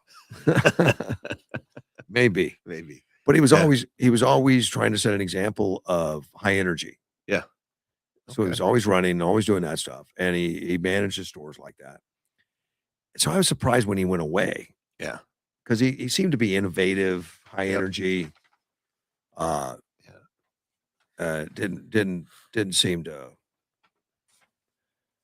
but he disappeared, and I think the brand started disappearing. And now that Uber Eats is out, and I'm blaming them. I didn't read that anywhere, but I'm blaming them that people that want to sit home and get food delivered to them have too many options. Yeah. Well, I've heard Uber Eats is like going big guns too. It is. Yeah. The young generation is getting everything delivered. I know. How many times have you used it? I don't think I've ever used I've it. never used it. Nicole might have. And I think Nicole's used it a couple times, but I've never used it. I'm at the shop during the day over at Precision, and they show up and deliver lunch to the techs. I'm like, really, guys? I mean, the restaurant is about 10 blocks from here. Yeah, but then they keep working, so you don't. No, they don't. Oh, okay. They still take the time off. Yeah. Yeah. I mean, they take lunch hour, but Yeah. but they get the stuff delivered. That's crazy. Yeah. But Right. that's the way they think. Yeah. For lunch, I always like taking a break and walking out of the office, and then you can go out and talk to some people and figure out what's going on and try to go to a different restaurant. I go or home. something every. I go home and fix something. Yeah. Then I take a nap, and I may or may not go back to work. Yeah, it was too. I'm in a far. different place though. Yeah, it was too far for me though. Yeah. It's like, 15 minutes get home, 15 minutes get back, and Yeah. It's too much. But it's changed. I think the Uber Eats has changed thing, and people like it. It's changed the restaurants, and restaurant business is tough anyway. Yeah. Restaurant business is tough, but we see restaurants close. But then we see new restaurants come in that just knock the walls down. Yeah. So it's about marketing. It's about knowing your customers. It's about a lot of things It is. other than we're just a restaurant. Yeah. I mean, that Bubba's 33, I've not been, but I understand they're just blowing it up. Yeah. I've been there 3 or 4 times. You have Yeah. It's good service, good everything. It's good service, good It's everything, it's- good food. it's basically Texas Roadhouse. It's the same company, same Yes, management scheme, It is. but not the menu. The menu's different. Yeah. Mm. But it is different. It's different than Texas Roadhouse because it's really a sports bar. Right. And yeah, they make, I think they make their food there fresh. Well, that's what Texas Roadhouse does. I mean, they're the Yeah. same management, Yeah. the same type of operation with a different. My grandkids love Texas Roadhouse, but I think they're all Mm. kind of too loud. They needed some sound. The design of the building, they need some sound dampening. in there. They keep it louder than. I mean, that's their Well, that's yeah, I their know. deal. Yeah. That's what they do. My grandkids love it. Though. I've had my daughter turn it down before. Yeah, For Helen, not me. Yeah. I don't care. but I'm just talking about just the noise. Oh. from people in there and stuff. But yeah, Oh, Roadhouse is probably quieter because they got high booths and stuff. But I'm talking the music. yeah, The okay, music was loud. yeah. Well, Bubba's their TVs everywhere, so yeah. Yeah. I went to a bar the other day for the first time. I haven't been in a real bar. Now, most restaurants have a bar. Yeah. But I went to the lounge out there on 24th and Avenue B out in that area Okay. because they had um, a the Yuma Fight League had the weigh-in out there, Oh, and a okay. couple world, a couple Yeah. champions Is and there all a that were out PR there. thing out there? Yeah, and there was, gosh, it was 200-300 people. It was nuts. But they didn't really serve food or anything. I mean, it was really just, it was like going back in college Yeah. with the atmosphere. Yeah. Music that's real Yeah. loud. Yeah. At that point. Yeah. You know, they play loud. It's the first time I've been in there, but it used to be a restaurant. Kitchen's gone, everything's gone, so they make more room for people to sit and have drinks. Yeah. Okay. Just not something I normally do Yeah. anymore. Speaking of like MMA and Fight Club, Cain Velasquez is out. He's out of prison. We'll put him back in the ring. I don't know. I don't know if he worked out. I don't know how long he served, but I don't know. I think that was a sham that he went in I because can of all the things around it. the whole fight club there locally. We had enough people out there that are interested in watching fights, and they were really interested. And I walk around, talk to a lot of them. Yeah. About, you know, are you here to root for somebody or just make sure someone gets beat up? Which one? Well, they all had favorites. They all had roots. You know, they were like, it's still popular. Yeah. All over the place. I mean, I'm really rooting for this Yuma Fight League to do well and to prosper because, you know, local people, Chance Farrar and others. Yep. Involved. Yeah, Yuma top exactly. teams involved. Yep. Get them that was their 8th one. Oh, wow. They've done 8 of them since I've been working with them. Yeah. Well, it's, you know, and we've had some champions here, you know. Oh my gosh, yes. Cain and can't remember the other one. Kelvin is a champion. He's where, and Chance Farrar was a champion. Yeah. They're both owners into this Yuma Flight League. But there's been lots. Yuma has had quite the wrestlers and MMAs and I guess they're fighting. I guess rough neighborhoods. I don't know. I don't have any idea. Yeah. School bus driver charged with endangering students in elementary school while intoxicated. Did we ever have that here? Have you ever had drivers driving around? Drunk drivers? Well, yeah. I guess if the question is, do I think we've ever had school bus drivers that were drinking on the job? I think I'd have to say probably. I never remember reading one getting handcuffed. No, I don't remember ever anyone get arrested. And well, when I was in District 1 ran the buses for both the high school and the elementary district. I don't remember anything like that. Well, this school bus driver in Pennsylvania, they charged him with 54 counts of endangering the welfare of children because there were 54 kids on the bus. Well, there you go. Oh man, I don't know that, and reckless endangerment and related summary offenses. I don't know what that means, but authorities said the police were alerted on February 6th that school bus was driving erratically and narrowly missing vehicles. Well, I mean, I just find it kind of like, what are you thinking? Yeah. But the police pulled him over. They found a 750 milliliter bottle of vodka, 2 empty 50 milliliter bottles, and a receipt showing the alcohol was purchased earlier that morning. Well, there you go. I mean, that's somebody that doesn't like their job. Yeah. Whatever he gets, whatever penalty he gets, he deserves every bit of it. So, you know, legal limit of blood alcohol is 0.08. Right. Now, if you're a bus driver, it's probably 0.00. You're not right. It's going to be no tar like in a pilot or something else, you know, Yep. 0. His blood alcohol was 0.331. Oh, there you go. You know, and most people, they call that death. Yeah. That's close to, yeah, he shouldn't be conscious. That's for sure. I don't think I'm conscious at 0.08. I'm just not used to it. Yeah. I read this. I was just like, that can't be real. Nobody would do that. Apparently, I have had somebody work for me in the past when I was in Tampa, With Napa? Florida. Oh, okay. Yeah. Tampa, Florida, but Yeah. it was a driver, Uh-huh. and we always suspected that he was drinking. When we finally had the police come over and breathalyze him Okay. because we smelled it on him, and we asked the cops. Yeah. They came over, and he drew like a 0.3 something, but he acted straight. Yeah, absolutely. Walked better than I did down the hall. but he claimed that he was just had a late night. He was drinking last night and held over, but you can't hold it that long and be that high No. because it dissipates at a rate they can monitor and they know exactly how fast it dissipates. And it's, Well, and there are functional alcoholics. I mean, yeah, I knew he was one. I knew several of them in the Marine Corps, some of the Vietnam era first sergeants and sergeant majors and stuff like that. That were, when I first got in. Drinking on the job. Yeah. They have to. Yeah.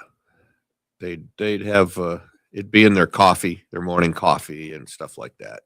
Yeah. And is that just from stress? Yeah, I think my feelings were Cooper Sandra. Let's take a phone call. You're on the air. Hi, this is Sandy. Sandy, good morning. I want to agree with Carl. It's been a really good show today. Oh, and thanks. I'm with Greg. I Greg. want to get rid of that filibuster altogether. Yeah. And to answer the question from the guy or lady who asked about, how MAGA would feel about it later. Well, Rush Limbaugh said in Trump's first term, if they would get a lot of good things done for the country, they would keep getting voted into office. So the key is to get rid of that filibuster right now and get a lot of good things done and passed to help the American people. And you're still going to have some people with TDS, but I think with time that could diminish also. Right. Yeah, I agree. So that's what I would do. Get rid of the filibuster, not just change it to the talking filibuster. I mean, just get rid of it. Well, they don't really have to change it. The talking filibuster is in the rules. Unlimited talk is in the rules. They just don't want to use it because they're too lazy, like you guys said. Yeah, they want to go to bed. Yeah, I agree with you. If they pass some bills and got some good things done, like the Save America Act, which 84% of the people believe in. I can just barely hear you, Greg. Okay. Maybe it's my phone. Is that better? Yeah. Yeah. Yes. Yeah. So if they could pass the Save America Act, which 84% of the people, believe in, I think that in itself would go a long way. And then, pass this budget to get TSA and everybody back working again, eliminate the lines. I think the American public would reward the Republicans for that, just like you said. Right. And someone, I can't remember which Republican senator said, is we should just not have, and even from our side, just stop having these government shutdowns because it never affects our congressmen or senators. It always affects some American. And if you've got 300, I know there's thousands of TSA employees, but 300 people have just decided to give up. And somebody pointed that out too, that what the Democrats want to do is just keep making it hard for people like, say, ICE and Border Patrol. Then they'll give up and that'll make it harder for them to get the illegals out, which they want in the country. Right. So. Yep. I agree with you. Anyway, just wanted to say good job. Lots of things I could have commented on, but you guys are doing such a good job. I decided to keep quiet. Appreciate the call. Okay. Yeah, thanks. All right. You guys have a great day. Bye. You too. It's Sandy. She's a nice lady. Yeah. And she texts me a lot. Yeah. And she reads a lot. Constantly, all the time, which I wish more people would stay informed, Greg. Yeah. Well, I think if more people were informed, we'd get better results at the polls. Yes. Yeah. If they had the whole truth and not just a bubble. Yeah. Not just what you see on CNN and MSNBC and some of the papers and stuff like that. But I think education is the problem. It is. It It is. and we're not getting a true picture of what capitalism is versus communism versus Right. socialism. And our young group is very much in favor. They would say, well, yeah, I'd vote for a socialist seat. Right. And And all that tells me is they're uninformed and uneducated. That's what it tells me. And it also tells me we're scared. I mean, it's scary because it just means us not doing the job may change the complexion and their opportunities. Yeah. Because once you go like Venezuela or Cuba or anything else, it's hard to undo that. Yeah, it is. Well, yeah, you know, obviously Venezuela is slowly being undone. Cuba is probably going to come apart here, and Iran is going to be hard to take apart because it's been in place for so long. Right. Yeah. Do you think Venezuela's on the right track? I mean, You know, well, Gonzalez that's running it is a Marxist, but right. she's afraid of Trump. Yes. Well, she should be. Yeah. Yeah. So, she saw her boss get carted off. yeah. So I think, you know, I believe Cuba is going to be the next one to fold, but getting the elections in Venezuela should turn it around. But right now, Trump has a handle on the way he's got the agreement. He's got a handle on their money in Venezuela. So I think he can make things happen there. He's got a handle on Cuba's energy. Well, they're Cuba, pretty much shut Cuba down. doesn't have any energy. Well, they were getting it supplied by Venezuela, and that stopped. Yeah. Well, I saw the picture of their gas pumps and the hoses. They're just wrapped around the top because there's nothing in the tank. And that's why they're according to reports, they're contacting the United States now, looking for help. Yep, they're Rubio and stuff are talking to Well, him. Trump just doesn't have time right now. His hands are busy. I mean, he's busy down in Iraq. Oh, he'll handle it. He will. Do Venezuela. He did delay his China trip, I heard. But yeah, we need to get in there though. I mean, we're really affecting China. Oh yeah, that's probably why he delayed some of it, because he's been asking China to come help open up the Straits of Hormuz. He has been. Yeah. And that would be interesting. Asked Japan too, and Japan was going to help, and then he said, "We don't need you right now." What is that all about? So yeah, I'm not sure how that conversation went. I'm not sure if Japan says, yeah, we're thinking about helping, but they haven't made the decision to come over and help. I think he wants, well, truthfully, I think he wants China in there because he knows if China goes in there, Iran is not going to shoot rockets and stuff at China. They're not. Yeah. Well, Greg, I appreciate you coming in. Yeah, absolutely. We'll be back tomorrow. This is not AM 560. It's Mortgage One Studio. We'll see you then.